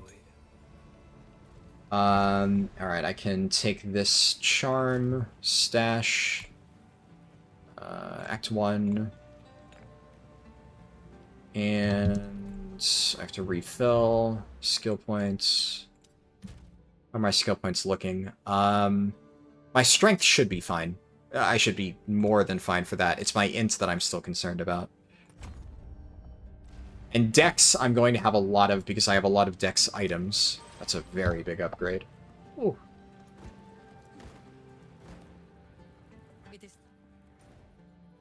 We travel to Alani Gates, and then I have to walk to the front. Slaves. Knew it. There's never a good side. Just assholes all round. Up there. I am.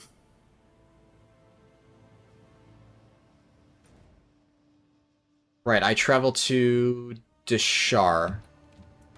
But I do want to quickly... I forgot to do this before. I should have checked. Yes, I do get my new quiver now. This quiver is very juicy. I also get a new ring here. And then I get new gloves here. And as you can see, like I said, I haven't socketed this yet because I'm not sure what resist I actually need. I would like to get slightly better gloves. I know it might seem like first world problems to say those gloves aren't good enough because they are pretty nice. Definitely better than what I had on my very first character, but you'll see at the end of this video, the items that I have for Act 1 are, like, stupidly strong. They are, in many cases, almost perfectly rolled pieces in every case. In every slot, I mean. In Act 2, the items that I've gotten so far, like the ring, the stuff that I just equipped, my ring and my gloves, they're both very good. My ring is actually quite good. It has very good rolls, but it's missing, like, attack speed. So, I think rings can roll attack speed. I'm 90% sure. All I don't remember the exact details. It's not a perfect roll. It's still missing some stuff. But it is, like, quite strong. I've also been... So that's another thing that I'm not certain about, because Act 1, I've gotten my build very figured out. As you can see, it works really well. I'm happy with it. The problem is... there are potentially some other builds that I would pivot to, like, midway through Act 2, if this one doesn't really work. And definitely Act 3, I don't have a ton of confidence. Not that this couldn't work, but that this wouldn't work for every class. Like, Ranger could take this all the way, easily. But, like, Mercenary, honestly, probably could too. They are in close proximity. But, like, Warrior, as an example... Warrior could definitely cruise through Act 1 with this, but they would very quickly fall off and hit a point where it's like, yeah, you should probably not use this. Is this the checkpoint? Is that... yeah, that's why I went back and checked. It might be... oh my god. Come on, let me click the checkpoint. It might be that this is the abandoned corpse. No, I guess not. That was my gut instinct that... that's what it was, and I forgot to talk to the Roa.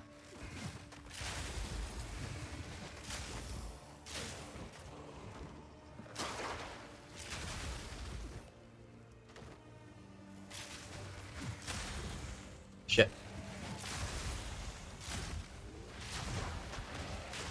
Dual string bow. Hell yeah.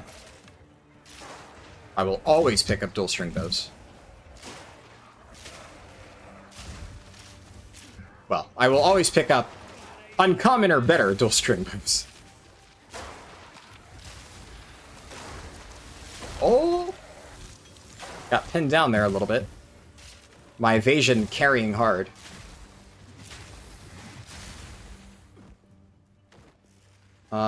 Okay, yeah, here we go.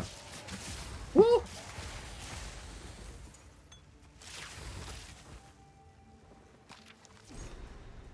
And I'm gonna take that to the blind lady later on. I think I just keep going north. Like, the exact layout of this zone, I'm not familiar with. I remember it, obviously, from the times I've done it, but it's not like Act 1, where I've done every single zone so many times, I know generally where to go to bait the spawns. Oh, that's a lot of poison. I think my antidote charm kicked in there. You can never really tell when the charms are working, but... alright, we got the next zone, but there's still a mini-boss that I need to fight in the previous area. Precarious job, this one. Grab this. That's the quiver one, right? I think if you're Ranger, because you have easy access to that quiver node, this build will work out insanely well. Monk honestly might beeline for that too. And, well, that's exactly what I'm doing for Mercenary, but that is, like, so far away from Warrior and the casters that I think they're better off just switching earlier.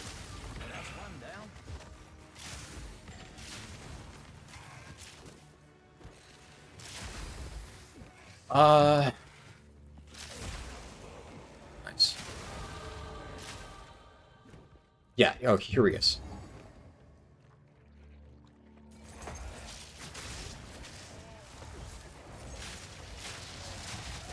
Shit.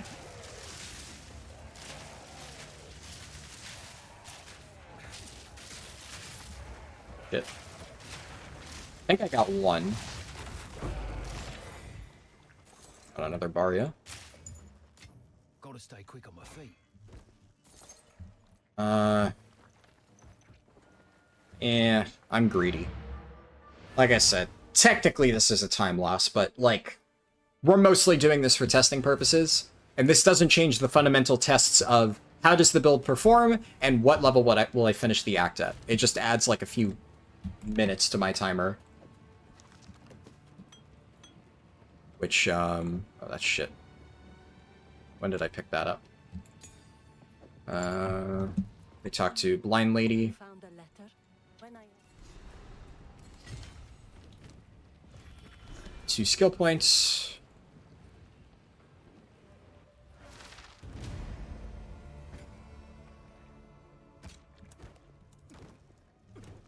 I'm just gonna take the checkpoint, since it's right there. Probably faster than using the waypoint. Obviously, if I had done it from the Ardura Caravan, that would have been faster. Okay, here we go. 10% bonus from Equip Quiver, another 10%, and then 30% bonus, and then I'm going to take those side nodes after. That is colossal. And if you don't know why, then stick around after we finish Act 2. When I explain my build to you, you will understand why that is so crazy. Basically, it has to do with my weapon. My weapon is called Widow Hail. And I'll just give you a sneak preview. Widow Hail gives me 248%. It has a maximum of 250. Bonus from my equipped quiver. That's where, like, all of Widow Hail's bonuses come from. It's all about getting a really powerful quiver, and then Widow Hail will scale off that. So, what the...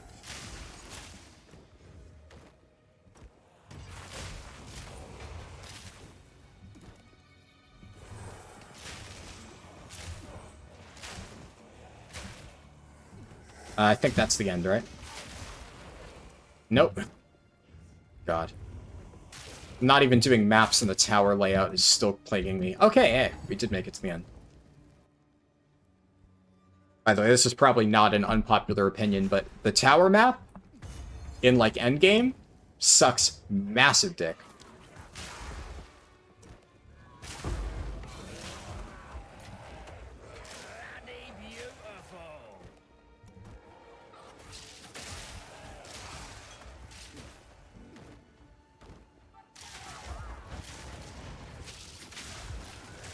Okay, so I'm looking for... There's a point of interest here.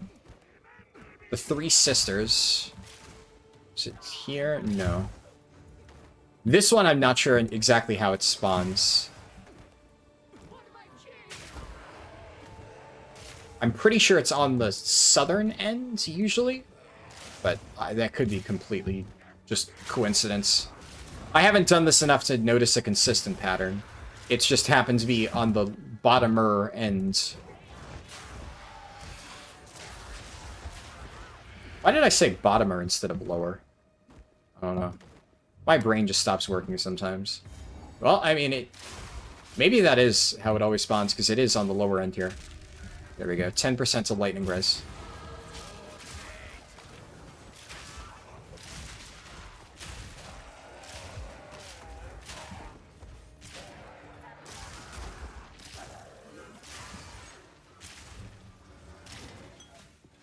Oh, I'm getting a little bit of lag here. Oh!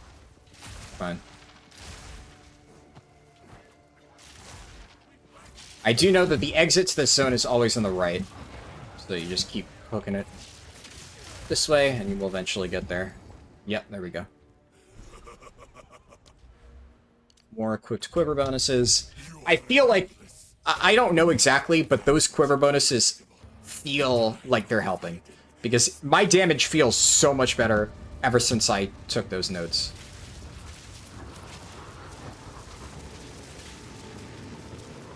Okay, when can I attack you? I did this a little bit too early.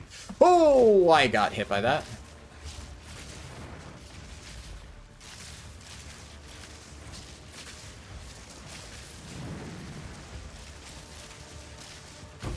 Alright, nice. What level do I need? Oh, I can upgrade it.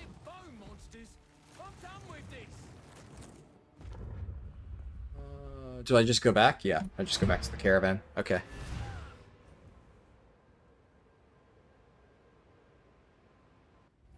What do I have left? I think it's Dreadnought next, right? Dreadnought, Dreadnought Vanguard, and then final boss? I think.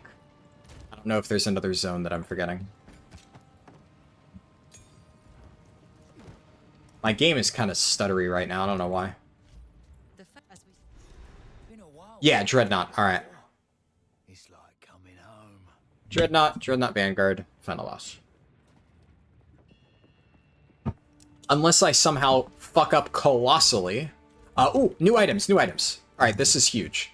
Okay, so I'm going to take off. This is the big one. I don't know if I can do this. I'm going to take this off and I'm going to put on Thrill Steel. Does this fuck my... No, it doesn't. I was very worried about that. I was worried that the stats from Greymake would be mandatory to still use all my stuff, but yeah, I'm fine. I have enough. We're fine. We're totally cool.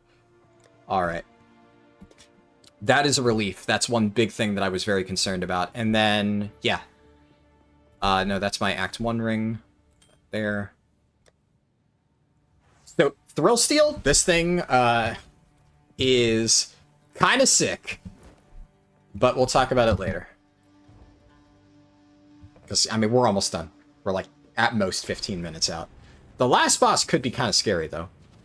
Especially because I did not prep upgraded flasks. Whatever you say, boss. Alright. If I die, it's gonna be here.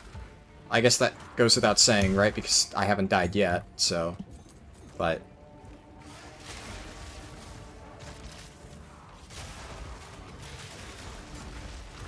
The last boss is definitely a bit of a step up compared to everything else. So I've still kind of been cruising through the act. But... Last boss could give me some trouble, especially because some of that stuff does notable damage. And while I feel like I've still been killing things really quickly, whenever I get caught, my health gets chunked pretty fast. Lucky level up there, though. Probably would have been fine, but I went and I was pinned down. Dreadnought is a bitch. I will say that is... One thing that I am immediately noticing is that my mana is a problem. I am running out of mana very fast. Lightning Arrow is, like, super expensive.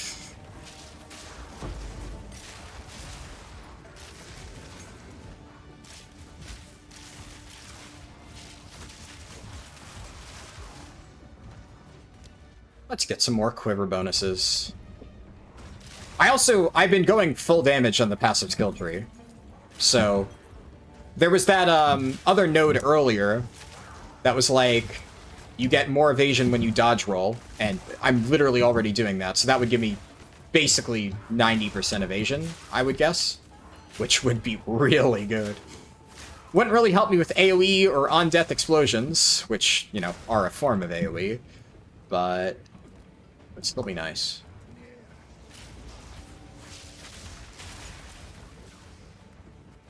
Alright. There we go. Final zone of this particular speedrun. End of Act 2.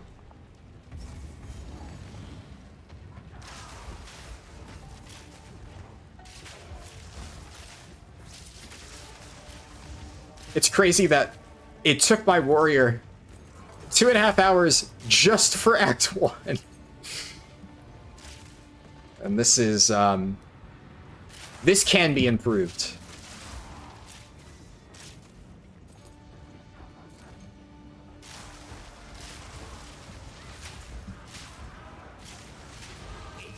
Nice. Well, look at me go. Yeah, I'm level 30. This might be the highest I get. I don't know if I get another level. Let's go for that evasion rating node, just in case I do get one more level. I'll be able to take that, because that would boost my survivability.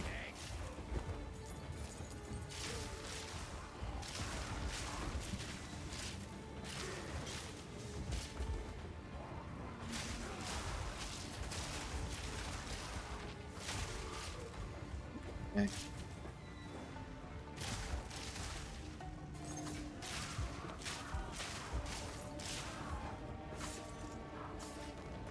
I'm trying not to dodge roll quite as much. Not so much because I feel weaker now. I do a little bit. But honestly, it's more just the fucking dreadnought. This zone is... If I dodge roll into the wrong spot, I'm just going to immediately get surrounded by 50 mobs, and that would not be good. Oh, the exit's over there. It's like, what am I going to do? Dodge roll into those, and then suddenly 50 mobs pounce on me, and I'm dead? No, thank you. I'll just play it safe. Mana is not good.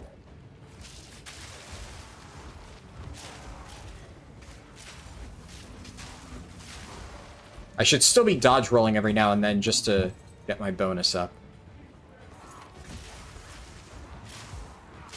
Yeah, definitely one way to solve my mana problem is I have not upgraded my flask. That will help somewhat. But the cost of spamming lightning arrow is definitely starting to be a lot. I could put I forget the name of the gem, but on my monk I have a bunch of stuff that gives plus melee skill, and I play Ice Strike monk. So I have a support gem on my Ice Strike that reduces the cost, and putting that instead of a tiny bit of damage has actually helped me a lot more. It's like, technically, if I were to do like pinnacle bosses, which I haven't gotten to yet, I've just been more focused on this, and, well, mostly I've been focused on WoW Classic. Basically, the way that I've been playing Path of Exile 2 the past few weeks is I've been playing WoW Classic and leveling up my Feral Druid tank. And then, as I do that, I just got to 60 last week. We did our first Molten Core, and then later today is our second Molten Core. And this time I'm actually prepared, because my friends basically just dropped me into Molten Core the day after I hit 60 and were like, here, tank this. And kind of worked out, honestly. But I didn't have, like, any fancy stuff. My gear was kind of crappy. If you know anything about Classic, I did not farm my manual crowd pummelers, which is very important for Feral Druids. I now have, like, 30 manual crowd pummelers, so I'm so ready for our second Molten Core later today.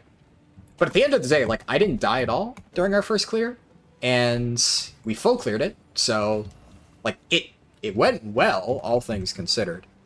But that has been a lot of my time, and then I've just left Path of Exile 2 running in the background whenever I'm doing WoW Classic stuff, and I've just been trading, like, nonstop. Just buying items that I want for leveling runs, and a lot of times, like, buying items that I don't necessarily want, but they're, like, super cheap, and then I flip them. I did level up. Nice. So I get cat-like agility. That's actually pretty big.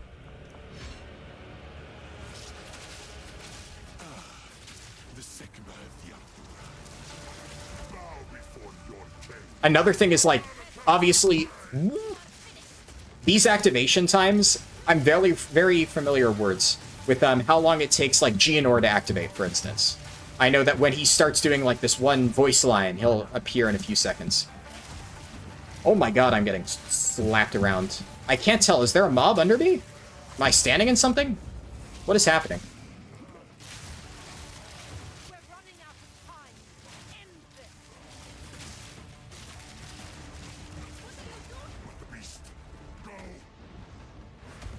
Okay. Phase 2. My mana's not good.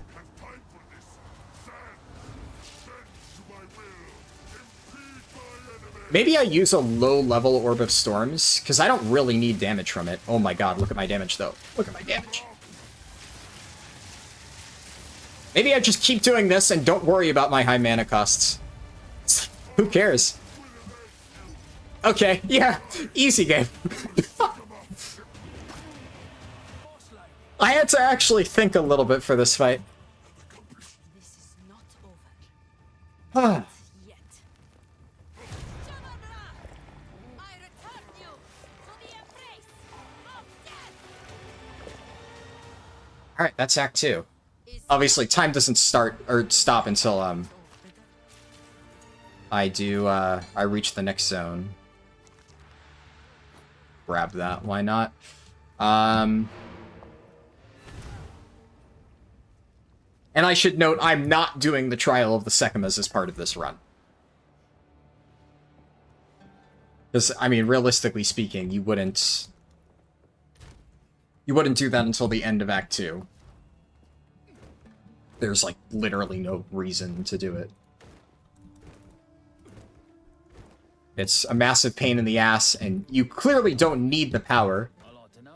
I did Trial of Sekima's, I think after finishing Act 2 on my very first character, most of my friends did the exact same thing. One of my friends didn't realize that he had to do that to get his ascendancy, so he went to the Temple of Chaos before ever doing Trial of the Sekimas. Which, so he basically got his second ascendancy first, which, that one was amusing. He's still the only person I've actually seen make that mistake. But I don't really know many people who have, where am I going? I have to use the desert map, right? Where's the place that I need to travel to? Talk to Asala, oh. Yes, until I thought I had to use the desert map. I'm dumb. And the moment the loading screen finishes, technically I could have done it on the loading screen, I guess. Act 3! Sub 2 hours! Let's just, you know, for good measure, do a slash played. That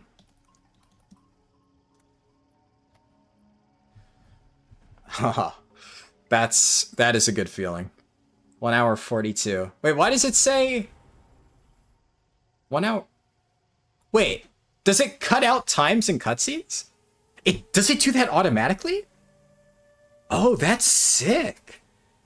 That has to be what it is. That's the only way to explain a 4-minute discrepancy, because I didn't log out at any point, right? And keep the timer running? It must just be that it cuts out loading screen time, which is actually really nice, because I had some fairly long load times. Amounted to 4 minutes in total. That's cool. I didn't realize Slash Blade worked like that. That's not how it works in WoW. In WoW, it's exactly the same. In WoW, it always directly matches, like, real time.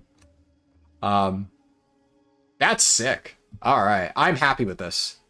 I thought there was a good chance I got sub 1 hour Act 1, because I had gotten very, very close to that in a lot of my tests, where I wasn't really trying as hard, and I was, like, watching Netflix on my second monitor. So I'm like, okay, if I'm full focus, sub 1 hour is definitely doable. I think I did pretty good. Really good RNG in a lot of those Act 1 zones. Like, the Cemetery of the Eternals, I got really, really, really good RNG on. Ogum Farmlands, really good RNG. Like, all the stuff I needed was super close. Not really many detours. I'm trying to think of what else.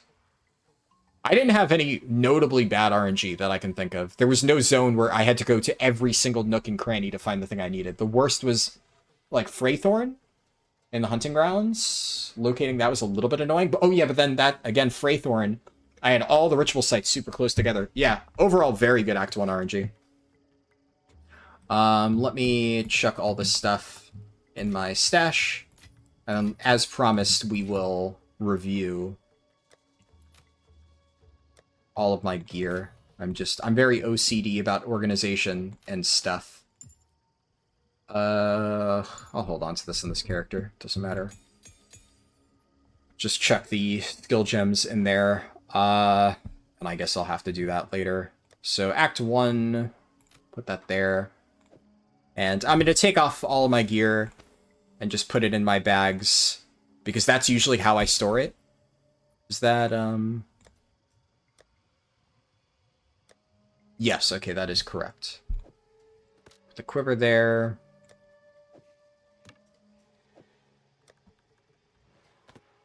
This is not correct. Should be in the Act 1 tab. Blackheart. I did a test run right before this recording, and in that test run, I looted a Blackheart. You can see over here.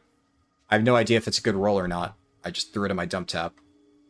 But that's the first time I've actually looted one, because obviously I bought the Blackheart that I used for the run. Most of this stuff I bought. Some of it I had to build myself, like I bought a good base and then I like crafted into it. Most of the items actually were like that. Very few I just bought naturally. I think the one exception is I did buy my Foxshade. I just found this up for, I think it was like 30 exalts. But again, that's for a very good version. Most of these are like ludicrously good rolls. You do not need rolls this good. And then my Poison Talisman, which is, yep, that's... And then I'll just take my skills and put them like so. And then I have leveling gems. So we'll put that... Where did I put, Oh, yeah, right. They're probably got auto, because I think I have the affinity for the level 1 version. Level 4, level 3. Did I upgrade the level 1s? No. Where's my level 1 lightning rod? There it is. Okay.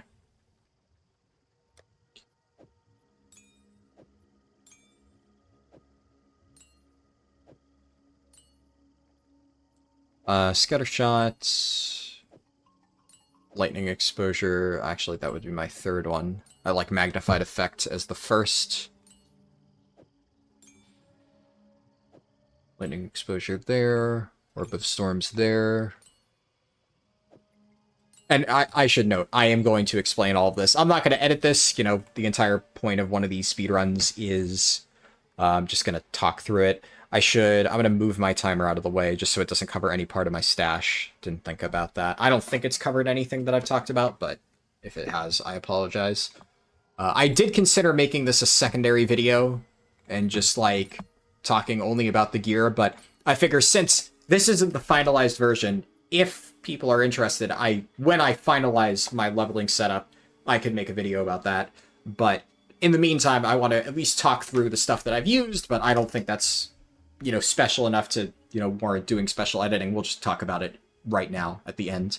The way I see it is, if you're already watching this far, you'd probably be interested in this stuff, and by including it in the video, I can put a timestamp, and then if somebody wants to know this information before they watch the run, they can just click the timestamp, watch this explanation, and then go back to the start, and then they'll understand exactly why I'm doing what I'm doing, because I didn't really have time to explain all of that. But I think that is all my stuff neatly sorted back into my stash tab for future use. So obviously my Act 3 Cruel tabs are empty. I have these tabs, right? Stash tab sale. But I haven't actually filled them yet, but I want to make sure it's organized.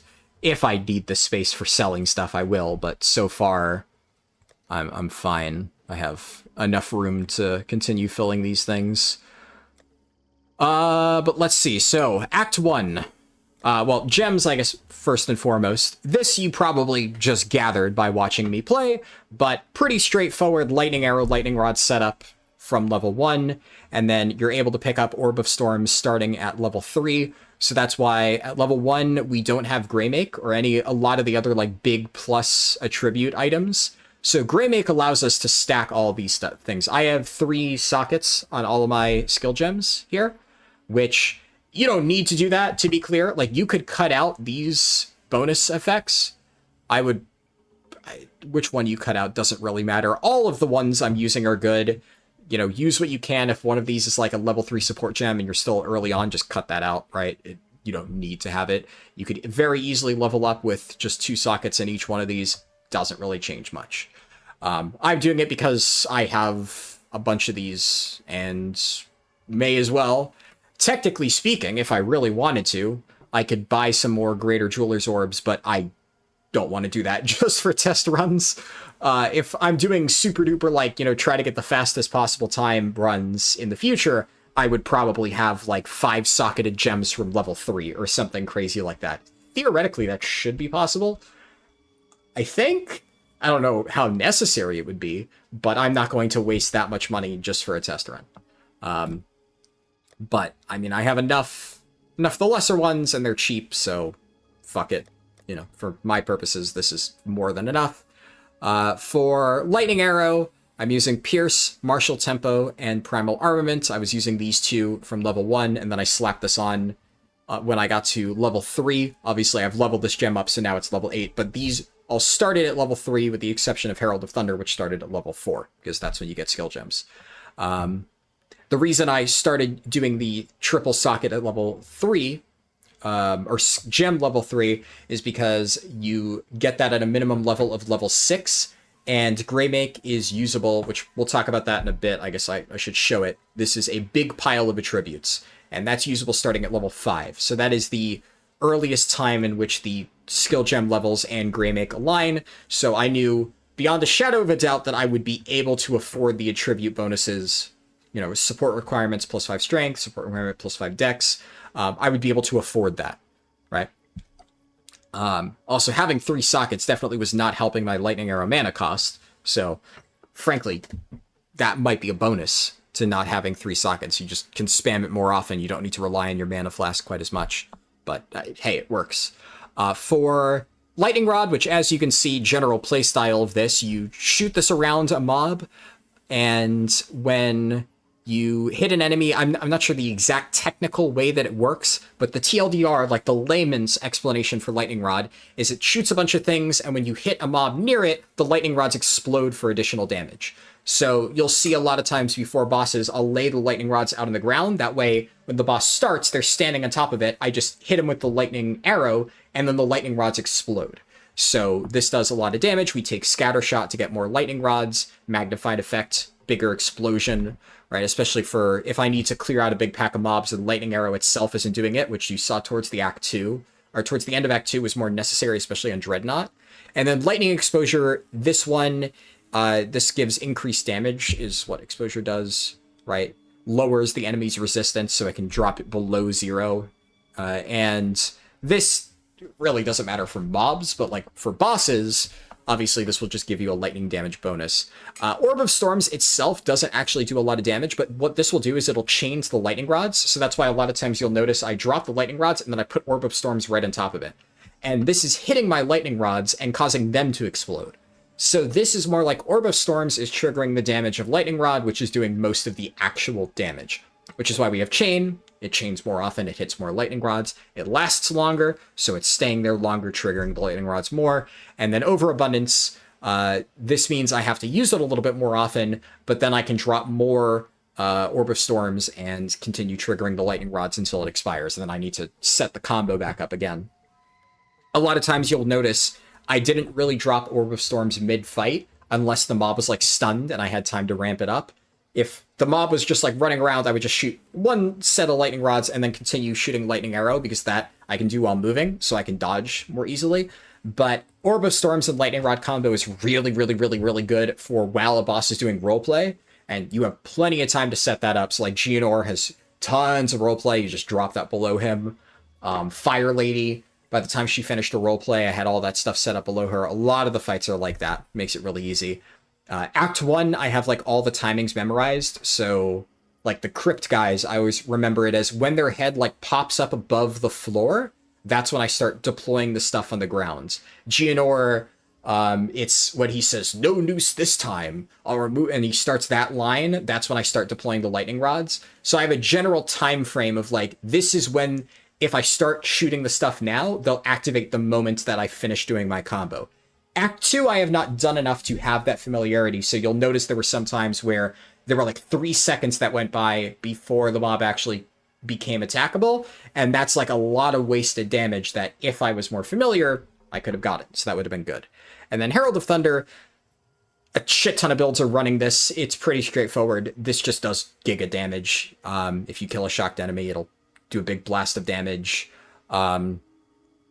I obviously, one of the nice things, and I'll talk about this later, is I have plus 30 spirit on my helmet. Normally, you don't get your second spirit gem until midway through Act 3, killing Ignakduk, I think is her name. And I don't really know exactly what would be ideal to run here next. My gut tells me to be super duper greedy and run Herald of Thunder and Herald of Ice, and do some weird mix match thing there, because that's what I've been doing for Ice Strike Monk, because there's like some stupid combos that you can do with that. I don't know how important that would be, or whether you could reliably set it up with this build. Maybe.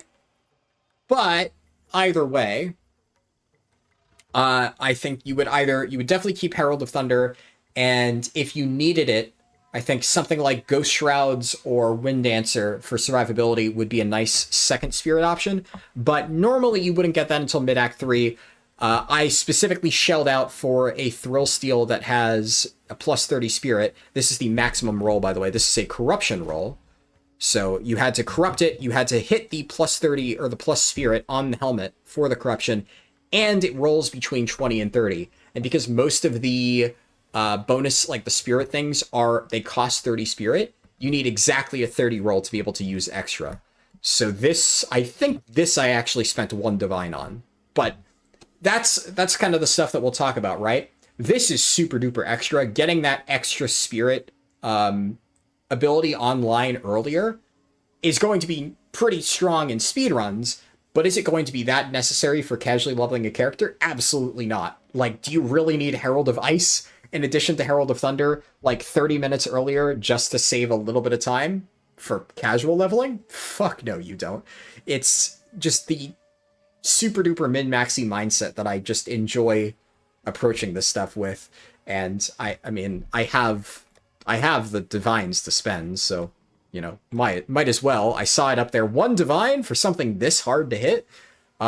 Not bad. I think last I checked, these are currently sitting up there. There's 2 of them on the market for 4 divines and 5 divines respectively. So by comparison, I'd consider what I paid for it a steal. That one I obviously did not hit with a Follower of myself. That's like ludicrously lucky. But Thrill Steel in general is a really good item. I think I've kind of covered all the gems, right? So I'll talk about Thrill Steel first, even though it's an Act 2 item, because this one is pretty much every single build should be running this, because this gives you Onslaught, which is sure, I guess the run is over. May as well. Onslaught is just a passive bonus that gives you 20% increased skill speed. So skill speed is like melee attack speed or like cast speed, etc. It's just all your shit is 20% faster, and 10% increased movement speed. Now, obviously, for a build like this, the skill speed is actually pretty notable. That's good. There's a lot of builds where that's a big bonus, but it should go without saying that movement speed is king. This is why I said that while your boots are going to be your biggest source of movement speed, there's a lot of other little cantrip effects out there like this that you can get bonus move speed on, and then you just go flying. It's so nice. I mean, you can see there, I moved so quickly through all those maps. It felt really, really, really nice. And the only downside to Thrill Steel is that it has a 50 strength requirement. And if you're not playing a strength build, you may be like, well, that's kind of hard for me to hit, right? Like, you know, I'm mostly playing Dex Int here. I put most of my points into Int. Obviously, Mercenary is normally Dex Strength, but we're effectively playing as if we're a Ranger, which is Dex stacking and, you know, some Int to have like Orb of Storms and stuff like that. So Dex Int for this particular build is a lot of what we're going to be playing with, which means it's kind of hard to hit strength, right? So how do you afford the 50 strength? Well, there's a belt here, Meganord's Girdle. Now, obviously, I have a very good roll on this. This goes from, I can show you, 40 to 50 strength. I have the max 50 strength. I have the max cold res roll, and I have almost the max life recovery roll, but that doesn't really matter. I also have a corruption effect that boosts my overall energy shield. Now, this thing, I think I also spent like 1 divine on. However, Meganord's Girdle, if I go to... I close the trade site tab. Bear with me as I reopen my trade site tabs. But if I go to Meganord's Girdle, It's going to do verifying that you're a human, blah, blah, blah, blah, blah. Trade site is always very slow. Steam. Yep. Yep. Alright. Oh my god, I just clicked the sign in, and it's making me do it twice. Come on, Path of Exile, please. Okay, so now that I've done all of this... Crap, it's not... There we go. Let's go clear my search filters. And let me search... I'll price check all of this stuff for you right now, with absolutely no bonuses. Meganord's Girdle, 1 Exalt. 1 Exalt right now, plus 40 Strength. Are there any with 50 Strength? Okay, so... Not corrupted. Let's see. Miscellaneous. Corrupted. No. Search. I'm not going to edit my OBS to show it on screen. Okay, so if you want the literal max roll and strength, 50 strength, that is... A lot of people are selling it for 1 divine. However, there are a lot of... like 48 strength for 2 exalted orbs, 46 strength for 1 exalted orb. And yeah, if you want all of the stats really high rolled, it might be like a few more, but there's multiple postings for 1 exalted orb for this item, and just having like even a minimum roll is plus 40 strength. That already gets you most of the way there to being able to use a Thrill Steal. And all you need is like a tiny bit of strength on the rest of your gear. Congratulations, you wear this belt through pretty much the entire campaign, and belt slots are just so meh.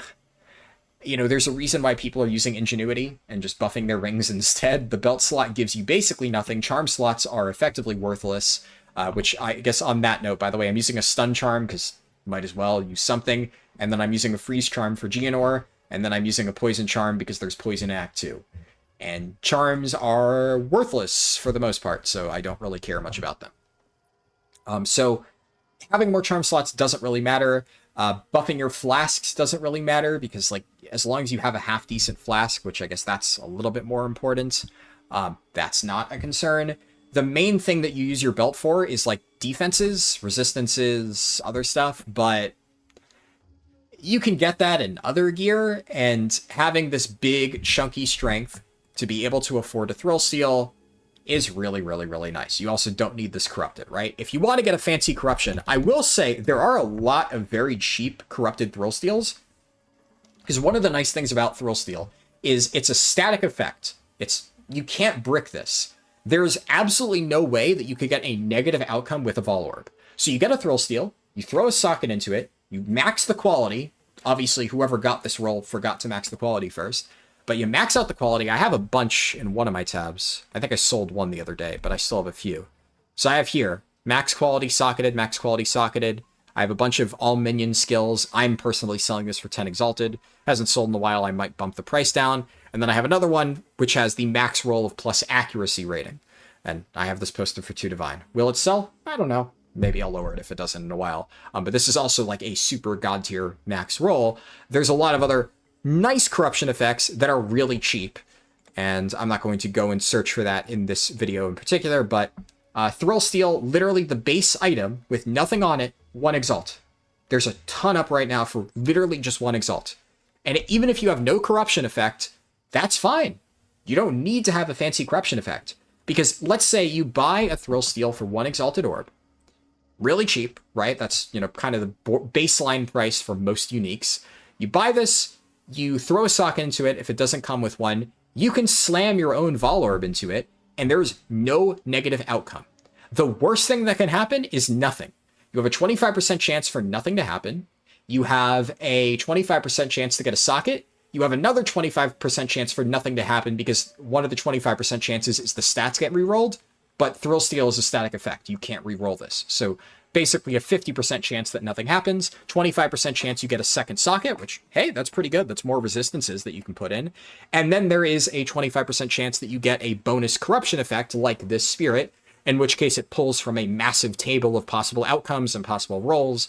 And that's where if you wanted one of those super fancy ones, yeah, that might be a little bit expensive. If I wanted, like, let's say if I search the website, Corrupted Thrill Steal, there's one that has increased armor. 19% increased armor corruption, and that's 4 exalted orbs.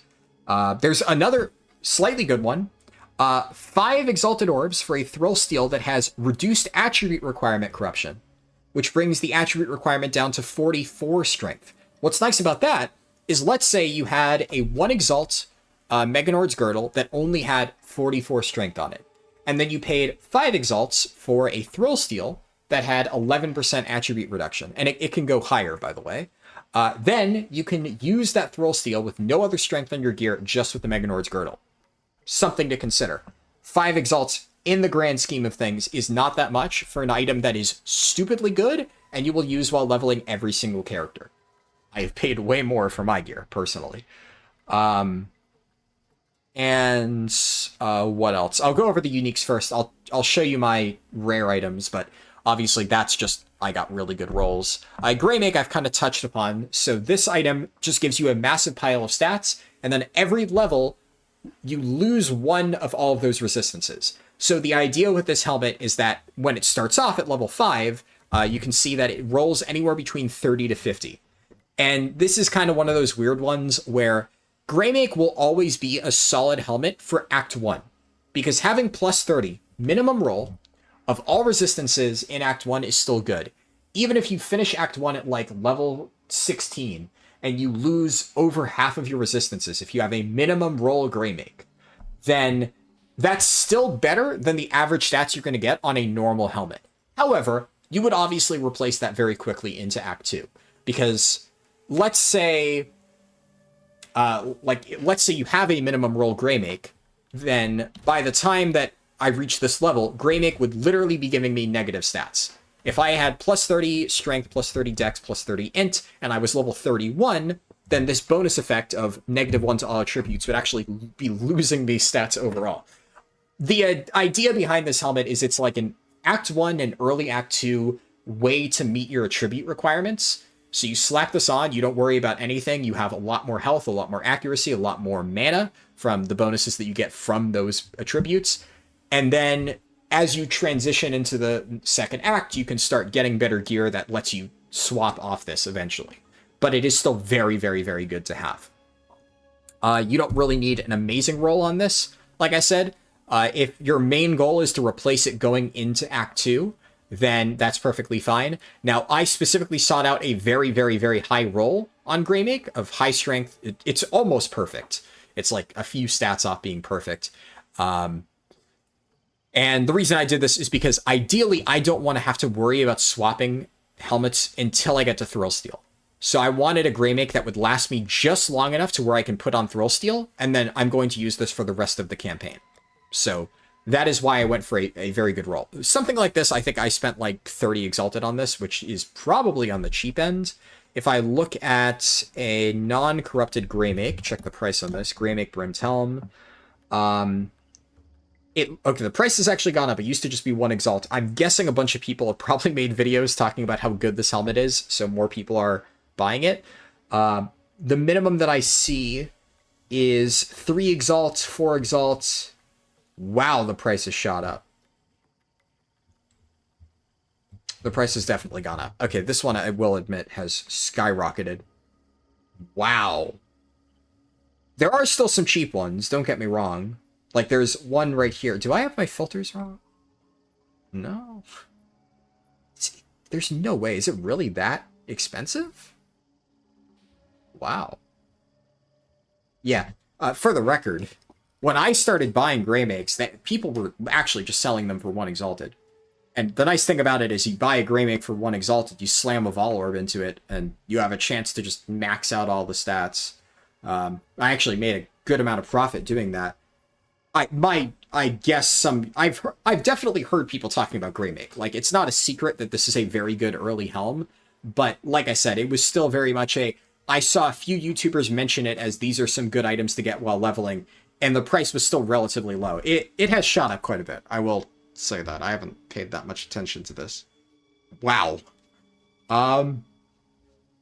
There is one up for sale right now for 3 Exalted, though, and it's not a bad roll. 42, 38, 46.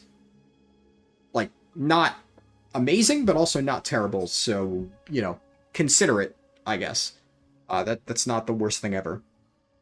But Probably sold mine for too cheap then.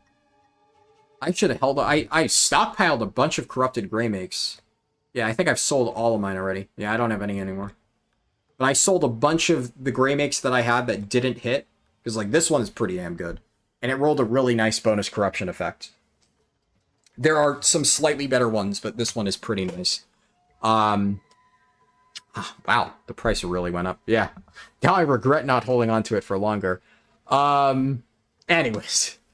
This one I talked about a little bit. Foxshade, this is really good. This one I know for a fact is still selling low because I'm actively buying these. And if you look at my tabs, right, I have a million corrupted Foxshades for sale. So, hey, you know, if you want to try and buy one of these, you may end up buying it from me because I've corrupted so many Foxshades trying to get the perfect roll. And this is pretty close to a perfect roll. I don't know if I'm ever going to get better than this. Like I said, this one I actually bought for 40 exalts, but I have a lot of very good Foxshades as well that I'm selling for like 10 to 25 exalts, depending on how good the corruption effect is my current price range for it. But that is a corrupted Foxshade. Right now, Foxshade, bare minimum, because like without the corruptions, this is a static 100% increased evasion rating and 10% increased movement speed. That's still very good. That is very, very, very good without anything else. And there are multiple Foxshades up. There's one up here, plus 68 to evasion rating, which is like almost the max of the basic non-corrupted roll. 20 dex, so lower on the dex end, but still not bad. More than enough to meet your skill gem requirements. And that is still only one Exalted Orb. So yeah, you can absolutely highly recommend getting one of these because, frankly, if people are already talking about how nuts Greymake is to the point where it's now skyrocketed to being worth a divine at the low end, which is, like I said, there's still some below that, but a lot of the good Greymakes are way pricier than when I started. Just imagine what happens when people catch wind of how good Foxshade is, because these are both nutty leveling items that I think everybody should be using. Thrill Steel, I feel like eventually might spike, but it's a little bit different because these you can use starting from basically level 1. This is literally level 1. This is level 5.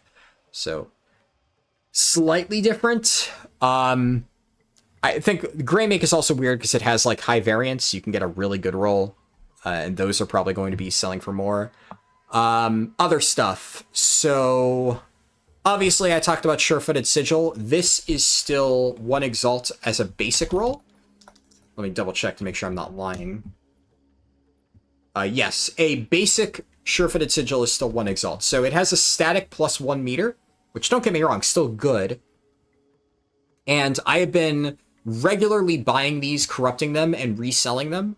And if I hit, you can get 1.1 meter. I usually sell that for around 20 to 30 exalts, depending on how good the evasion roll is. And that has been selling very consistently around that price. So that's probably what you can expect to pay. And I've been selling the 1.2 meters for 50 to 60 exalts, depending on, again, the evasion roll. If it's like a low evasion roll, I sell it for 40. If it's a high one, I sell it for upwards of 60. But obviously getting the plus 1.2 meters is really good. As you can see, I was flying across the map. It's such a nice item to have. But even if you do not have the plus 0.2, just having plus 1 meter, that's kind of what I'm saying. Of like the perfect corruption, yeah, it's going to be expensive. But 1 Exalted Orb, just for like a basic one of these, like I think I have one. Like this is an example of what a normal Sure-Footed Sigil is like.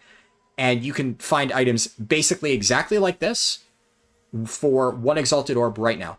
And this is another one where, again, grab this while you can for 1 Exalted Orb, because holy crap is this thing good. And if people catch on like they did with Greymake, that price is going to shoot up. Other stuff. What else? Rondel of Fragility. This one is quite expensive. I would not recommend getting this. You really don't need it. I frankly didn't even use it as much as I wanted to because I was too scared to use it. And the other thing about this is obviously the penalty of it, of -30 to all elemental resistances, is really nasty. If you are not very comfortable with your gameplay, and you know for a fact that you will be able to avoid all hits, do not use this, because it will get you killed. If I had used this for, like, Jaman-Ra, the final boss of Act 2, I would have died. I was too scared to put this on. Now, obviously, there's an argument of like, if I perfect that boss fight and I know the attack patterns exactly, and I never take damage, then yeah, it's a lot of bonus damage, and the resistance negative doesn't matter if I'm not getting hit. So it is potentially a very good item, but I would not actually buy this one. I think for the vast majority of people, this will not be worth it. Blackheart, this one I kind of touched upon. This is nothing crazy. It's just a unique iron ring that you can get early on. The 30% increased damage, that is a corruption effect. That does not happen normally. It's a 20 to 30 roll, so I think I paid 1 divine for the max roll. The item is still quite good without it, because the other thing about Blackheart is Intimidate, this effect. When this triggers, the enemy takes 10% increased damage and deals 10% reduced damage. Now, don't quote me on this. I believe that the way that this works is I want to say it's kind of like a more modifier, in the sense that if you don't have anything else that increases the damage enemies take, like this might be, I don't know if it stacks with shock. I would guess that shock, which makes enemies take 20% increased damage, this would probably combine with that for a total of 30%. I don't think that would stack multiplicatively, but I think that the way that your personal damage bonuses scale independently of enemy damage taken increases. So this would actually be a lot more significant than, say, your attacks deal 10% more damage. If the enemy taking 10% more damage would scale better. Again, don't quote me on that. I am still fairly new to Path of Exile stuff. I'm still trying to figure all this out. But based on what I've heard other people talking about for similar effects, I've never heard anybody specifically talk about Blackheart, but similar things, I've heard them discuss it like that. So that might be how this works. Either way, it's still pretty good. And iron rings in general, the base of an iron ring, additional physical damage at level 1, that's still a good thing to have. You always want to be using iron rings, especially for Act 1. And getting additional chaos damage is pretty nice. For the average damage that you're going to get out of a iron ring on the prefix rolls, which, you can see here, these are my iron rings. They are just well-rolled iron rings. They have good plus damage. You can see here, I have 7% increased lightning damage and then 2 plus damage modifiers. It's a good ring. These are both very good rings. But the average damage that you're going to get out of these rings is comparable to just the chaos damage roll on Blackheart. And obviously the chaos damage will bypass enemy resistances, because you're not going to be facing a lot of chaos resistant enemies in Act 1, especially. I think, pretty sure at least all the relevant fights. King of the Mists actually might have chaos resistance. I have no fucking clue, but I could definitely see that. If you told me he had chaos resistance, I'd believe it. Not that it really matters that much. Anyway, you're mostly running this because it's just a solid iron ring in general, and the Intimidate effect is good. It's also cheap. Double check. Blackheart, Iron Ring. Yeah, 1 Exalted. 1 Exalted, there's a few corruptions that are 2 Exalted. Yeah, there's actually some decent corruptions still for very cheap. There's a Blackheart with 6% increased skill speed corruption for 3 Exalted Orbs. That's a good corruption, and that is dirt cheap for a really solid Act 1 item. Yeah, so go scoop that one up. And what else? There's a lot to talk about. I'm going to end up spending about as much time talking about my items as I did doing the speedrun.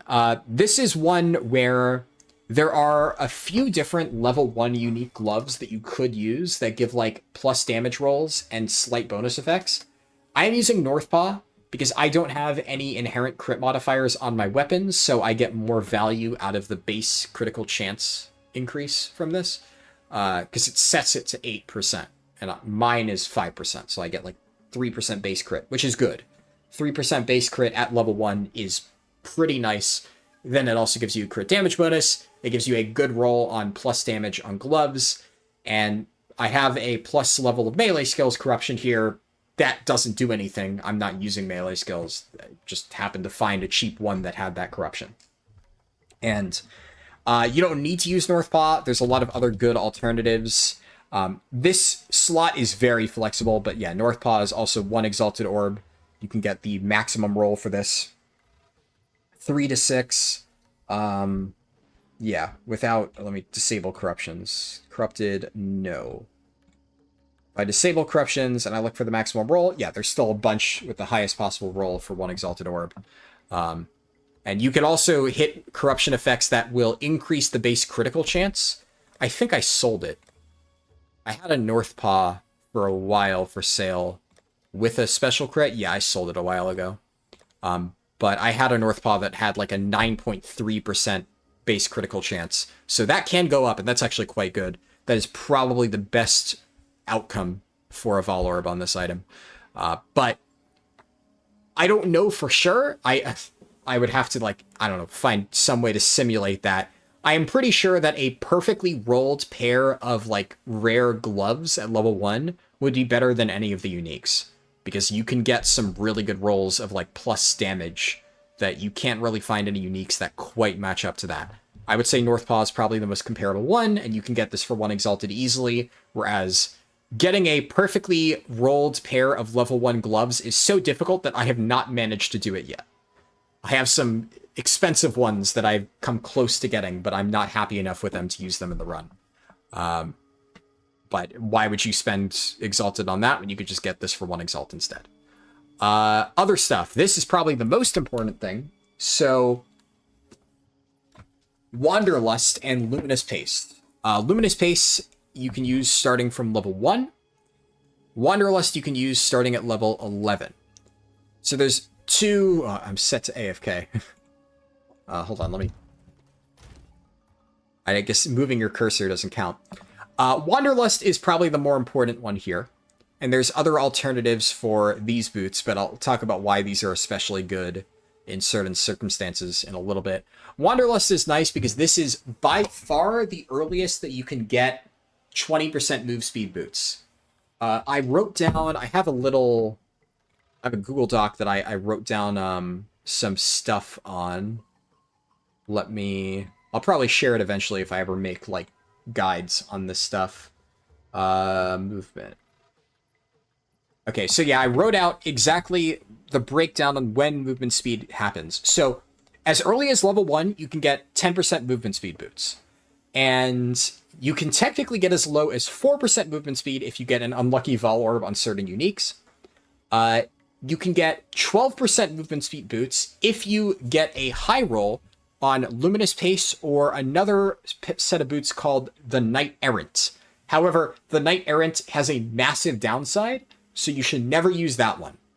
Definitely, if you're going to go with this, use the Luminous Pace. However, you'll notice here I have 5% increased movement speed, because that's a bonus corruption effect that you can get on boots. So while you could technically roll that 10% increased movement speed modifier up to 12%, that's not as good as just getting a bonus corruption effect that gives you 3 to 5% increased movement speed. Meaning that if you get really lucky, you can get up to 15% increased movement speed on this item. And what's nice is people have not realized this yet. So this is still really cheap. This is one of those, like, act right now. Most people don't realize that this corruption effect of 5% increased move speed even exists. I haven't seen a lot of people talking about it. Right now, there is... I'm checking the market. This exact item that I have, it has a slightly worse, like, reduced energy shield recharge thing. Who gives a shit? That's not why you're using it. There's a pair of this pair of boots with the 5% increased movement speed corruption up for 10 Exalted, as we speak, right now. Another one up for 20, another one up for 20, then one for 50, and then some weirdo is selling it for 20 Orbs of Alchemy. Who the fuck sells things for Orbs of Alchemy? I don't know. And then there's a few selling for a Divine. But honestly, this is a rare corruption effect. If people realize how good this is going to skyrocket in price. I think the only reason it's still down at 10 Exalted is most people don't even know that this exists. I think a lot of people are probably paying out the ass for 12% increased movement speed corruption rolls without even realizing that that is worse than just getting the bonus 5% move speed roll. So, yeah, get this. Don't get the 12% one.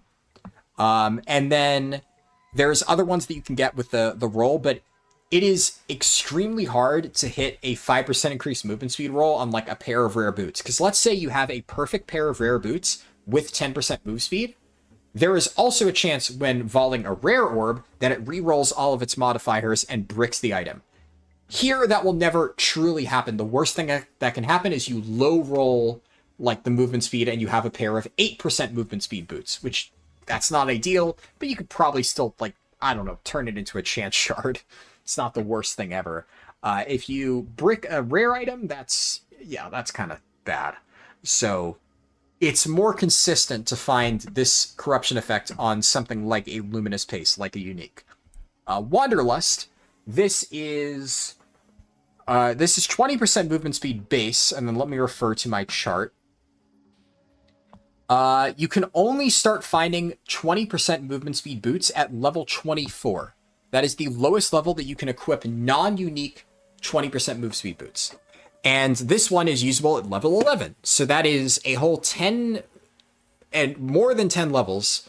I can't math right now. That's 13? Yeah, I think that's how math works. That's 13. Whole 13 levels that you can use this before it can ever even appear on boots. Mind you, it's not common.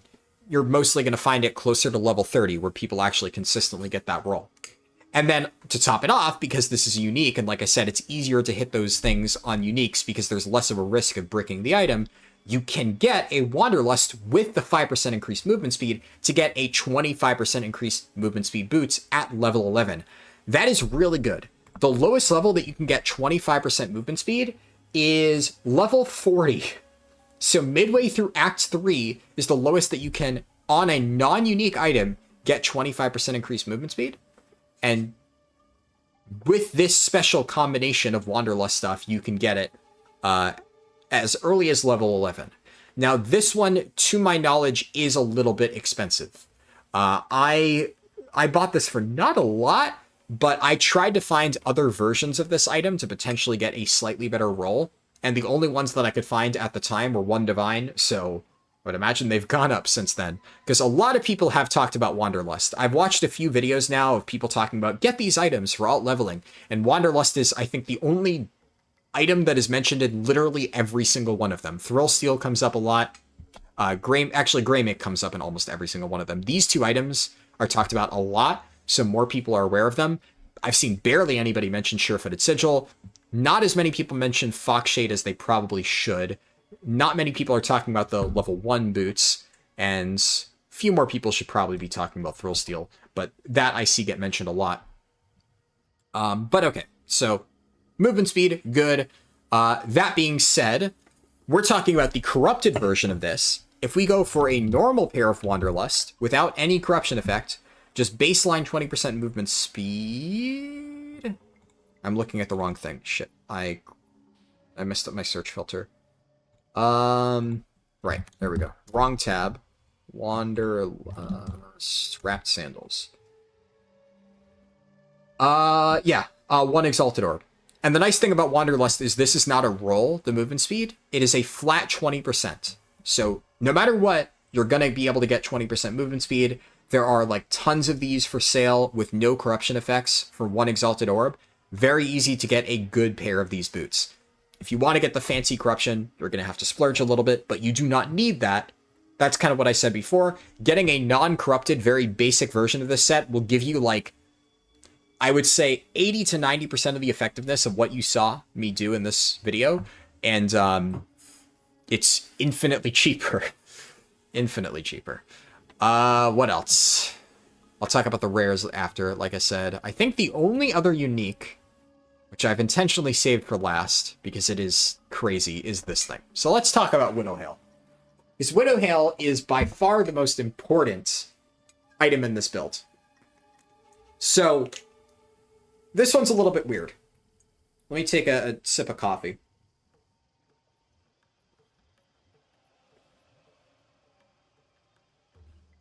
So,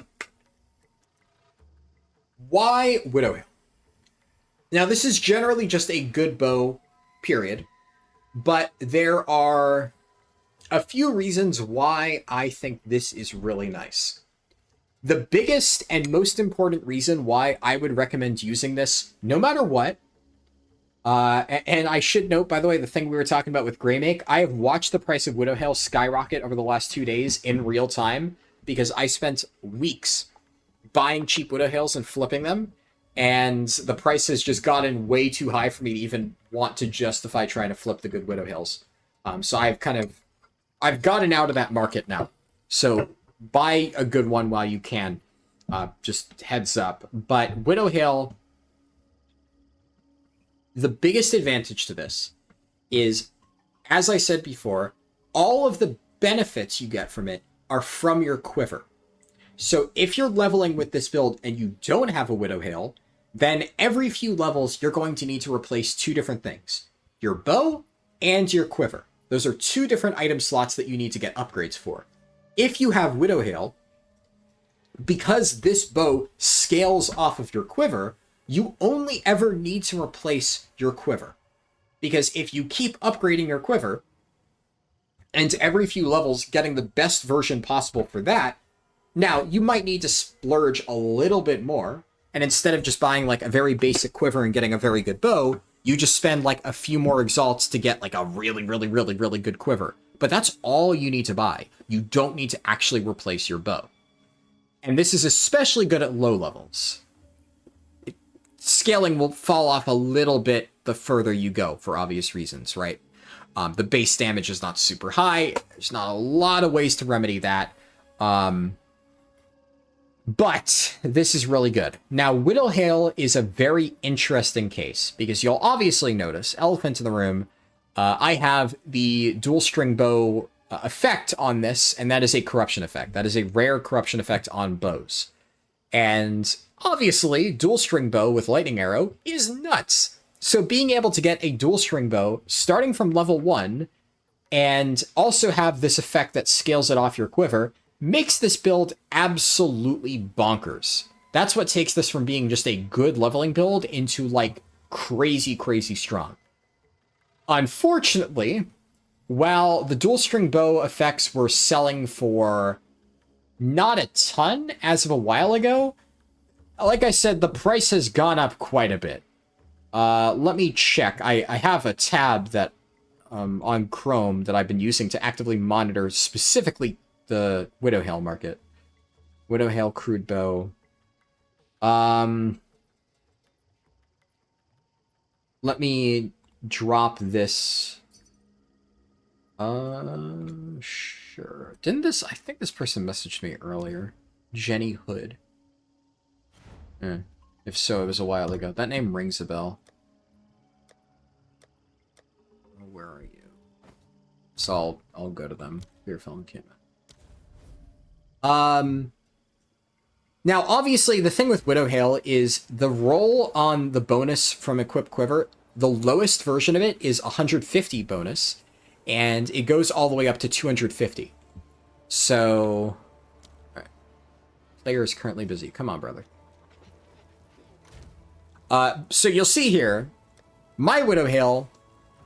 my Widow Hail is 248%, which is almost a perfect roll. This bow is absolutely crazy. And you want to know what's even crazier? I paid like 40 Exalted Orbs for it. I got it for a fucking bargain. I don't know how the hell it was that cheap, but if you're attentive enough and you just keep watching the trade site and refresh it religiously like I do, eventually you will find something and get a crazy good deal on it. And I got the deal of a lifetime on this bow. But the nice thing about the double attack, and this is where Widow Hail gets a little bit tricky. One thing for sure is you always want to make sure you have 2 sockets. 2 sockets, you're going to be able to find some Widow Hails for cheap without that, but getting that bonus damage, especially at low levels, is really nice. That extra, it doesn't have to be lightning damage, but having one of those runes that gives you a bonus damage roll, because the base damage of this is so low, that's going to amount to a lot more. But the thing is, a lot of people are going to want to go all out and get like the perfect roll on the bonuses from Quiver, like me, and they will pay a lot for that. But what would you rather have? A 250% Widow Hail that costs like a ton, or a 200% Widow Hail that also has the bonus arrow shot? Because the bonus arrow shot is basically doubling your damage, and a 50% bonus to your quiver is not going to amount to that much, relatively speaking. So I would say that if you want to play this build, definitely try to get, if you want to spend a lot on anything, try to get the double shot thing. I'm looking right now, and there's one with the double shot corruption with 2 sockets that has 150% roll, so like the bottom roll for 3 exalted orbs. Now that's a little bit pricey. If I go to the top end of things, the absolute most expensive one that I can find, yeah, there's a lot of pricey ones here. A bunch that are closer to like 200%-ish. There's one up for 30 exalted orbs for 197%. That's not bad, mind you. That's not bad at all. But that's where, like, if you have to choose between, do I want to get a slightly higher roll on the quiver bonus or 2 sockets or the bonus arrow, I would say the highest priority is the bonus arrow. The second highest priority is the double socket. Third highest priority is getting a higher roll on the bonus from equip quiver. And the absolute lowest thing, now you might notice mine has 20% quality. If you need to get a corrupted version of this that has 0 quality, that's fine. You get basically nothing out of qualitying this. It gives you like +1 physical damage. It's a massive flex. It doesn't really matter much beyond that. It's not actually going to meaningfully improve the quality of your Widow Hail. So that, like, does not matter whatsoever. But if you really want to play this exact build that I showcase, the double arrow, then the sockets for the bonus damage from lightning, then the quiver bonus. So, for instance, there's one up for, like, 3 exalted orbs that has 2 empty sockets and the bonus attack, and it has a really low roll on the quiver. Is that going to be quite as strong as mine? No. Is it still going to be perfectly serviceable and allow you to crush Act 1? Yes. It's still going to be really good. And for 3 exalted orbs, that's dirt cheap. The bigger thing is the quivers. So this is where you don't need to have quivers that are perfect like mine. I have an insane roll on this. You're obviously going to want to use broadhead quivers and fire quivers whenever possible, especially with the lower ones, because they come with a, what's the name? Implicit. That's the word I'm looking for. They come with an implicit +1 to 3 physical damage. That's good. The absolute perfect version of any of these quivers is going to have a mixture of, at low levels, you want to have +3 different damage types, and then increased attack speed. Then at higher levels, like the mid-tier ones like this, still +2 different damage types, crit chance, and attack speed. And then it's a little bit more flexible the higher you go, because at this point now, you can see that I have 2+ damages and then bow skill %. As for whether or not that is better or worse than the plus damage, hard to say, but it's easier to find items at higher levels because there's more good rolls. Bow damage is still perfectly fine. It may not be quite as strong as the plus other stuff, but it's going to be functional. It is going to be a good enough quiver to benefit from your Widow Hail. And plus the level of all projectile skills.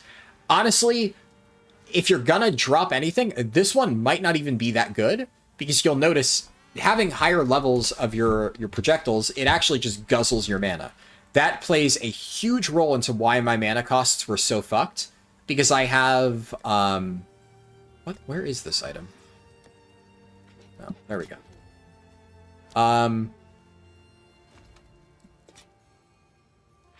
I have my like 6 level skill gem, and then because of the +2 projectile skills on the quiver and the 250% bonus from Widow Hail, I'm pretty sure it was giving me like +3 to projectile level on like my lightning arrow, and that was causing the mana cost to be stupid high. So for something like this, so it's not bad, but honestly, I would much rather have like attack speed or crit damage bonus instead of plus level to projectile skills. But it's really, really hard to find a perfect quiver. So every single roll on this gives me damage. Technically, chance to pierce isn't direct. Ooh. Yes, person whose name I can't pronounce. I would gladly sell you another one of my Pillar of the Cage gods. Is he actually going to buy it? A lot of times people whisper, and then sometimes people misread one divine as one exalted. happens. But crit chance is obviously very good. Pierce is fine. I think one of the nice things about Pierce is if you get high enough Pierce on a late game quiver, you can eventually drop the Pierce support gem from Lightning Arrow, but like it's not going to be consistent enough at this level for me to warrant dropping that. So I would actually argue that if I could get rid of Pierce and projectile skills and replace them with like crit damage bonus and attack speed, that would be the perfect quiver. But this is still really good. Don't get me wrong. And then like my Act 2 quiver, again, I would rather have a fire quiver for the implicit to give fire damage, but I found a sacral quiver, which gives life on hit, that has a god tier roll. Like, look at this fucker. That has, these are like really good damage rolls. Again, projectile skills, crit chance, crit damage bonus. This thing, again with the projectile skills, crit chance, crit damage bonus, 35%. This thing is crazy. This thing's absolutely ludicrous, the rolls on this thing. Would I, except perfect would be take out the projectile skill level, give me attack speed. That would be a god roll. But this is damn close. And obviously, if instead of the accuracy rating implicit, it was the fire damage implicit, I would still prefer that at this level. But hey, it's really good. And you'll notice this trends, this applies to like most attack-based builds, is what you're going to want on other stuff. So like rings, I can just quickly show you my rings. Plus, plus, plus, or adds damage, adds damage, adds damage. That's what we want. Gloves, adds damage, adds damage, adds damage. Attack speed, crit damage bonus. I don't know if there's other stuff that I can roll. These gloves, adds, crit damage bonus. One of the nice things is I have multiple good pairs of gloves, so I actually voled these because I had like 3 really good pairs of level 11/12 gloves. And sure. Where are my jewels? So basically I just volled all of them and I got insanely lucky. I volled 3 pairs of gloves and every single one of them hit. I didn't brick any of the pairs. All of them rolled double socket, which technically speaking is not as good as if one of them rolled like a super nice corruption effect, but I basically took existing good pairs of gloves and just gave them a bonus socket, which, hey, what's not to love about that? 1 second. Discord's bugging out. Is that everything? Flasks, not much special for flasks. Generally speaking, try to get the regains charges, increased amount. I would say I don't have it on these flasks. I think I have it on... No, I don't have it on this flask. Mana flask, I think almost always it's going to be nice to have this thing, the more recovery if used while low on mana, because you're almost always going to be using your mana flask when you are basically empty. Life flask, I wouldn't do that, because a lot of times you're going to get like hit to half, and you're going to want to heal up. You don't want to like drop down to basically dead. It might happen, but you don't want to rely on that happening. So life flask, I would always say just the general good stuff of more charges, recharge, more recovery rate, or more recovered, not recovery rate, and the instant applied, especially at the lower levels. I'm really trying to find like a good version of this that has instantly applies 20% of the value, because remember, we want to keep our Fox Shade activated whenever possible. So if I can make it so I have an instant recovery flask, I can make sure that my Fox Shade is always topped up. If I get hit, boom, I use my flask, I'm shot back up to full, and I don't lose the bonus for this. So that's something to consider. I have not found any really good flasks. Also, it has to be, for me, technically, doesn't need to be as specific for you. I am only getting flasks at the minimum possible level of level 4, level 1, level 10, because I just want to make it easier, right? I don't want to have a mana flask that requires level 12 and a health flask that requires level 10. For the purposes of a speedrun, that would just add way too much complexity for me to figure out in terms of inventory management. I don't want to deal with that. So I've only been considering stuff that's like at the minimum level. You don't need to be that restrictive.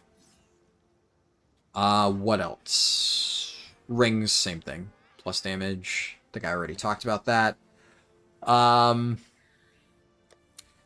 Health helmet, this is nothing special. There's not really anything great that you could do. So I picked a helmet that had a very big amount of energy shield, and that's what I'm running until I get Greymake. This is purely because, obviously, this makes Foxshade slightly more consistent. So this is like, if I'm going to use something until Greymake, I'm going to use an energy shield helmet that makes it easier to keep up Foxshade. That's my logic with this. There's not much else special there.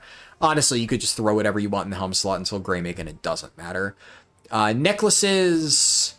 Oh yeah, this is probably worth talking about. So necklaces are not that great until, obviously, Sure-Footed Sigil. This thing's nuts. It's what you're going to use 90% of the time. Until level 8, I'm using mana regen necklaces, which makes it so you pretty much never run out of mana at low levels. I have stuff that boosts my survivability, so like evasion, energy shield. But the big ones here is you can get +2... the level 1 necklace is like whatever. There's nothing great that you can get as a roll on this at this low level. Starting from level 4, it's possible to get plus projectile skills and plus crit chance. So you'll see here that I have the maximum rolls on these two. All of the other modifiers on this doesn't matter. But if you can, try to get a necklace that has one of these things. And if you do not feel comfortable using Rondel of Fragility, which I would not blame you, then that is a good option for like getting additional damage, getting like a crit chance or projectile skill, a necklace to swap out for bosses, because you don't really need Sure-Footed Sigil for like boss fights. It's mostly used for like getting across a zone. Something to think about. I'm still not 100% sure if I'm going to continue trying to use this for some of the harder boss fights, just because until I'm 1000% confident with their damage patterns, it is a very risky thing to do. And obviously, if you're playing hardcore, never use this, but I'm playing softcore, so, you know, not as much of a concern. As for the anoints, I actually don't have an anoint on Sure-Footed Sigil. That is, like, so you'll see here, I have, like, a bunch of Sure-Footed Sigils that I'm selling. I have a ton of them. I have so many Sure-Footed Sigils. And the reason for that is because, well, I have a good roll on Sure-Footed Sigil here, plus 1.2 meters, and then plus 61% increased evasion rating. That's solid. What I don't have is an anointed high roll of Sure-Footed Sigil with the corruption. So what I've been personally trying to do is anoint Sure-Footed Sigil amulets with a good movement speed thing. And this is something to note, by the way. Your dodge roll speed and distance is actually amplified by your movement speed.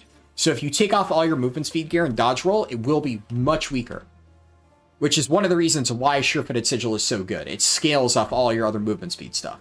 So you would want to anoint this with something like what I have on this, which is Blur. Blur gives you 4% increased movement speed, 20% increased evasion rating, and 10 dexterity. As you might imagine, having increased movement speed and increased evasion rating on Sure-Footed Sigil would make it really good. I don't know if I would use Blur, mostly because obviously at these low levels, that's really good. You're never going to be able to take Blur. Even if you're on a Ranger, you'd probably go for the damage first. It's hard to say. Blur, for reference, is this node here, which at this point we are taking, right? So if I had anointed Blur, that would be a waste of a skill point. But if I was starting Ranger, then for Ranger, I would probably go projectile damage, take this, then take Blur over here. So I actually think I probably wouldn't anoint Blur. And even if I was playing... Blur might be good if you're playing, like, anything else that isn't, like, Mercenary Ranger. Like, if I was playing Monk, I would never path down here, because by the time that I path down here, I'd probably swap to Ice Strike anyway, so I wouldn't want all the projectile speed stuff, so maybe that would be good. But there's another really good one. Let me see if I can find it in this area. I forget the name. But there's something... Yes, this one, Escape Velocity. This is another one that I think you could use. 3% increased movement speed and 30% increased evasion rating. So it's 1% less move speed, but 10% more evasion rating. And obviously, if you're putting this on Sure-Footed Sigil, the idea is that you're mostly using this to get around. The amount of evasion rating you'd have at this point would be just absolutely stupid. And 1% less move speed is trivial, especially if you're already taking Blur. So that's really, really, really, really good. I believe this is a little bit more expensive to anoint than Blur. Blur, like, one of the best things about this this is a dirt cheap anoint. A lot of the early nodes like this are really, really, really, really cheap. So Blur is like very, very, very, very cheap. Escape Velocity, I think, is slightly more expensive, but then there's like some other crazier ones like this Acceleration. The way that I see it is, I think if I were to do anoints, especially if you're a ranger, you may actually path out here anyways and take this, because it is just a good node. It's fairly close to a lot of the good bow stuff, like arrows pierce an additional target. Hard to say. If you're playing like this build all the way through the campaign and not like playing it for Act 1, 2, and then swapping off, which is, I think, is what a lot of people will do, then you might take this anyway. And this is very expensive to anoint. I forget exactly what it is, but it's a lot pricier. But I think Escape Velocity is a nice one where, like, you don't need to take this. This is not a mandatory take. It's not more efficient to path because, like, this is 3 skill points. Instead, you could just go here, right? And if you really wanted to get something here, like, I don't think there's anything worth getting. There is, like, Pierce. Yeah, but I actually don't think this section is good. And if you're going to take, like, this Dexterity, you would instead go all the way out here, take the bow stuff, path out here, take Bestial Skin, take Enhanced Reflexes, and then take the Dexterity. That's like a more efficient way to get it because these nodes are also really, really, really good. And then lets you just go from that angle. So I don't really think there's any reason why you would want to take Escape Velocity. So that's probably a pretty safe anoint for that. Long term, that is probably what I'm going to be doing on Sure-Footed Sigils that I'm going to then slam a Vol Orb into and hope to get a 1.2. But that is like a more long term, I am just buying up the entire market of Sure-Footed Sigils and just slamming them with stuff.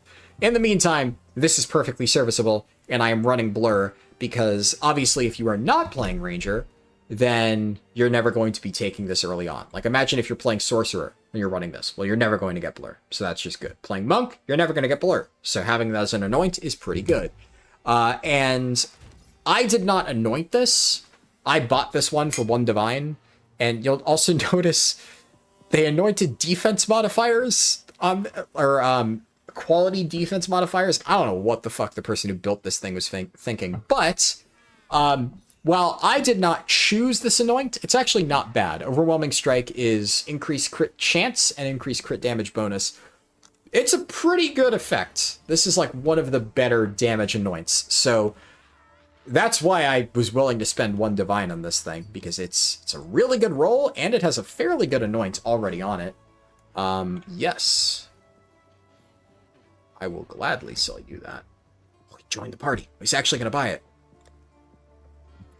I get a lot of whispers, like I said, of people who are like want to buy it and then back out at the last second because they realized it was 1 Divine and not 1 Exalted. But hey, brother, if you're actually buying it,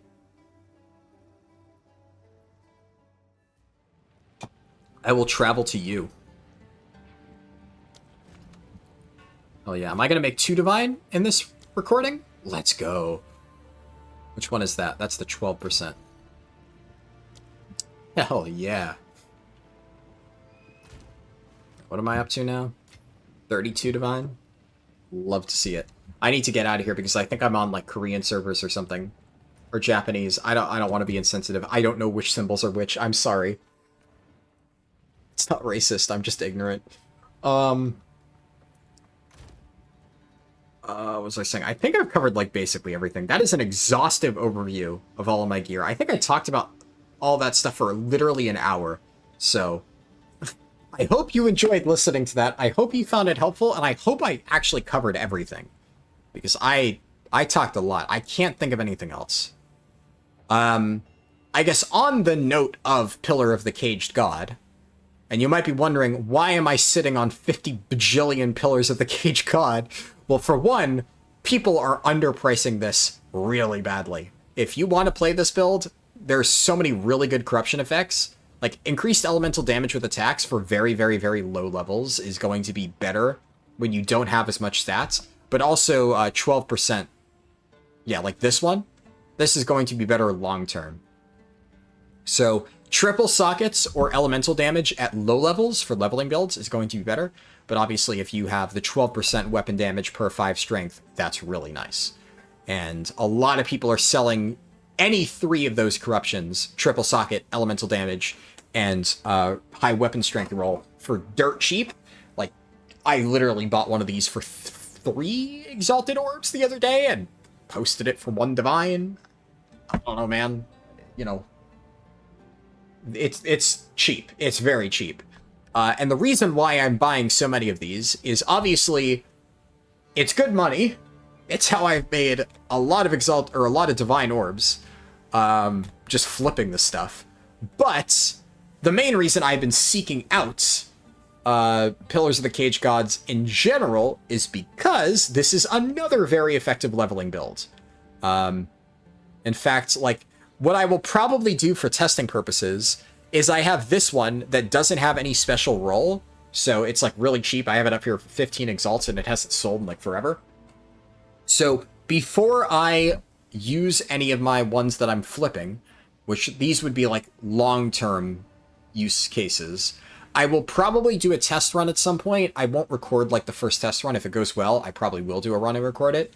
But it's no secret that this is a very effective leveling build, and a lot of items that I'm already using, such as Meganord's Girdle, is very, very, very strong in conjunction with Pillar of the Cage God. Greymake as well. In fact, I would be willing to bet that the reason for Greymake's price spike is because a lot of videos talking about Pillar of the Cage God leveling have shot up. And while it is a very effective leveling build, I don't think it is quite as good in Act 1 as a lot of people seem to think it is, because it's slow.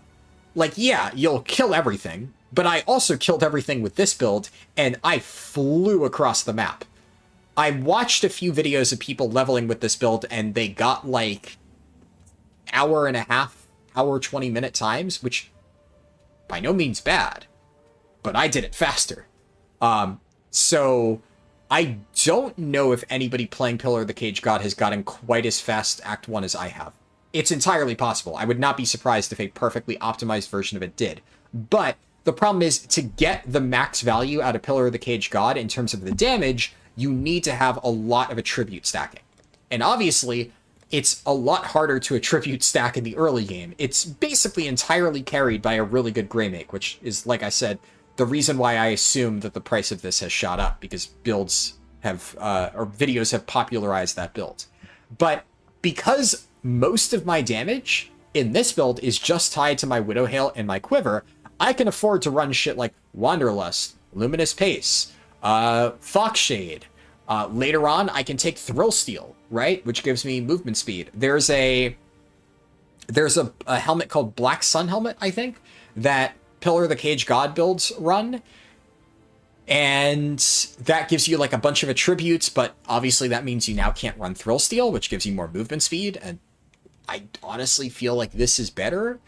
So what I'm considering is potentially running like a hybrid build of like not the full attribute stacking Pillar of the Cage God builds, but eventually pivoting off Widowhail into an Ice Strike Pillar of the Cage Gods build, where you're using a mix of like stuff that boosts Ice Strike and some attribute stacking stuff to just boost the raw damage from Pillar of the Cage God. I haven't seen anybody directly do that. Like, everybody I've seen doing Pillar of the Cage God is doing like the endgame lightning setup. I forget what it's called, but there's like a lightning, it almost looks like a lightning lash thing that they all use, and they just kind of run around blasting everything. At lower levels, people use Glacial Cascade, which I love Glacial Cascade. It's a pretty good ability, but I feel like it's just not as effective compared to doing this, whereas Ice Strike would give you additional mobility, so what you would lose in like the movement speed of maybe running like stuff like Foxshade or slightly better movement speed boots, you would then gain by Ice Strike like leaping towards targets. So it would make you kind of faster as a result. I don't know exactly what the trade-off would be. It's really hard to evaluate movement speed versus damage because like you can't compare it one-to-one. Like how fast you travel, it's not directly related to how fast you kill stuff. Hard to say for sure. That's the kind of thing where, like I said, I would need to set up both builds and actually do test runs with both of them to really evaluate them. It's very hard to compare them on paper. So we'll see, but that is something I am heavily considering and might do in a future run. Anyways, I've been talking for 3 hours, and I've been basically yapping for nonstop for an hour straight. I really hope that you found this helpful because I've been talking a lot, and I'm very tired, and my throat is starting to get very sore, and I need more coffee. And, yeah, I had a lot of fun doing this. I'm so glad I finally got a chance to sit down and put this test run together. I didn't die at all. It went basically exactly how I planned. Really can't be unhappy with that. And now, to go back onto WoW Classic and finish farming my Fire Res set because they want me to tank Ragnaros and Molten Core later tonight. Fun! But anyways, glad you liked this video. Hopefully you liked this video. Toss it a like if you did. Helps the channel and stuff, especially the second channel. It's a little bit smaller. And yeah, I will hopefully see you in the next one because I'd like to keep doing these. Peace.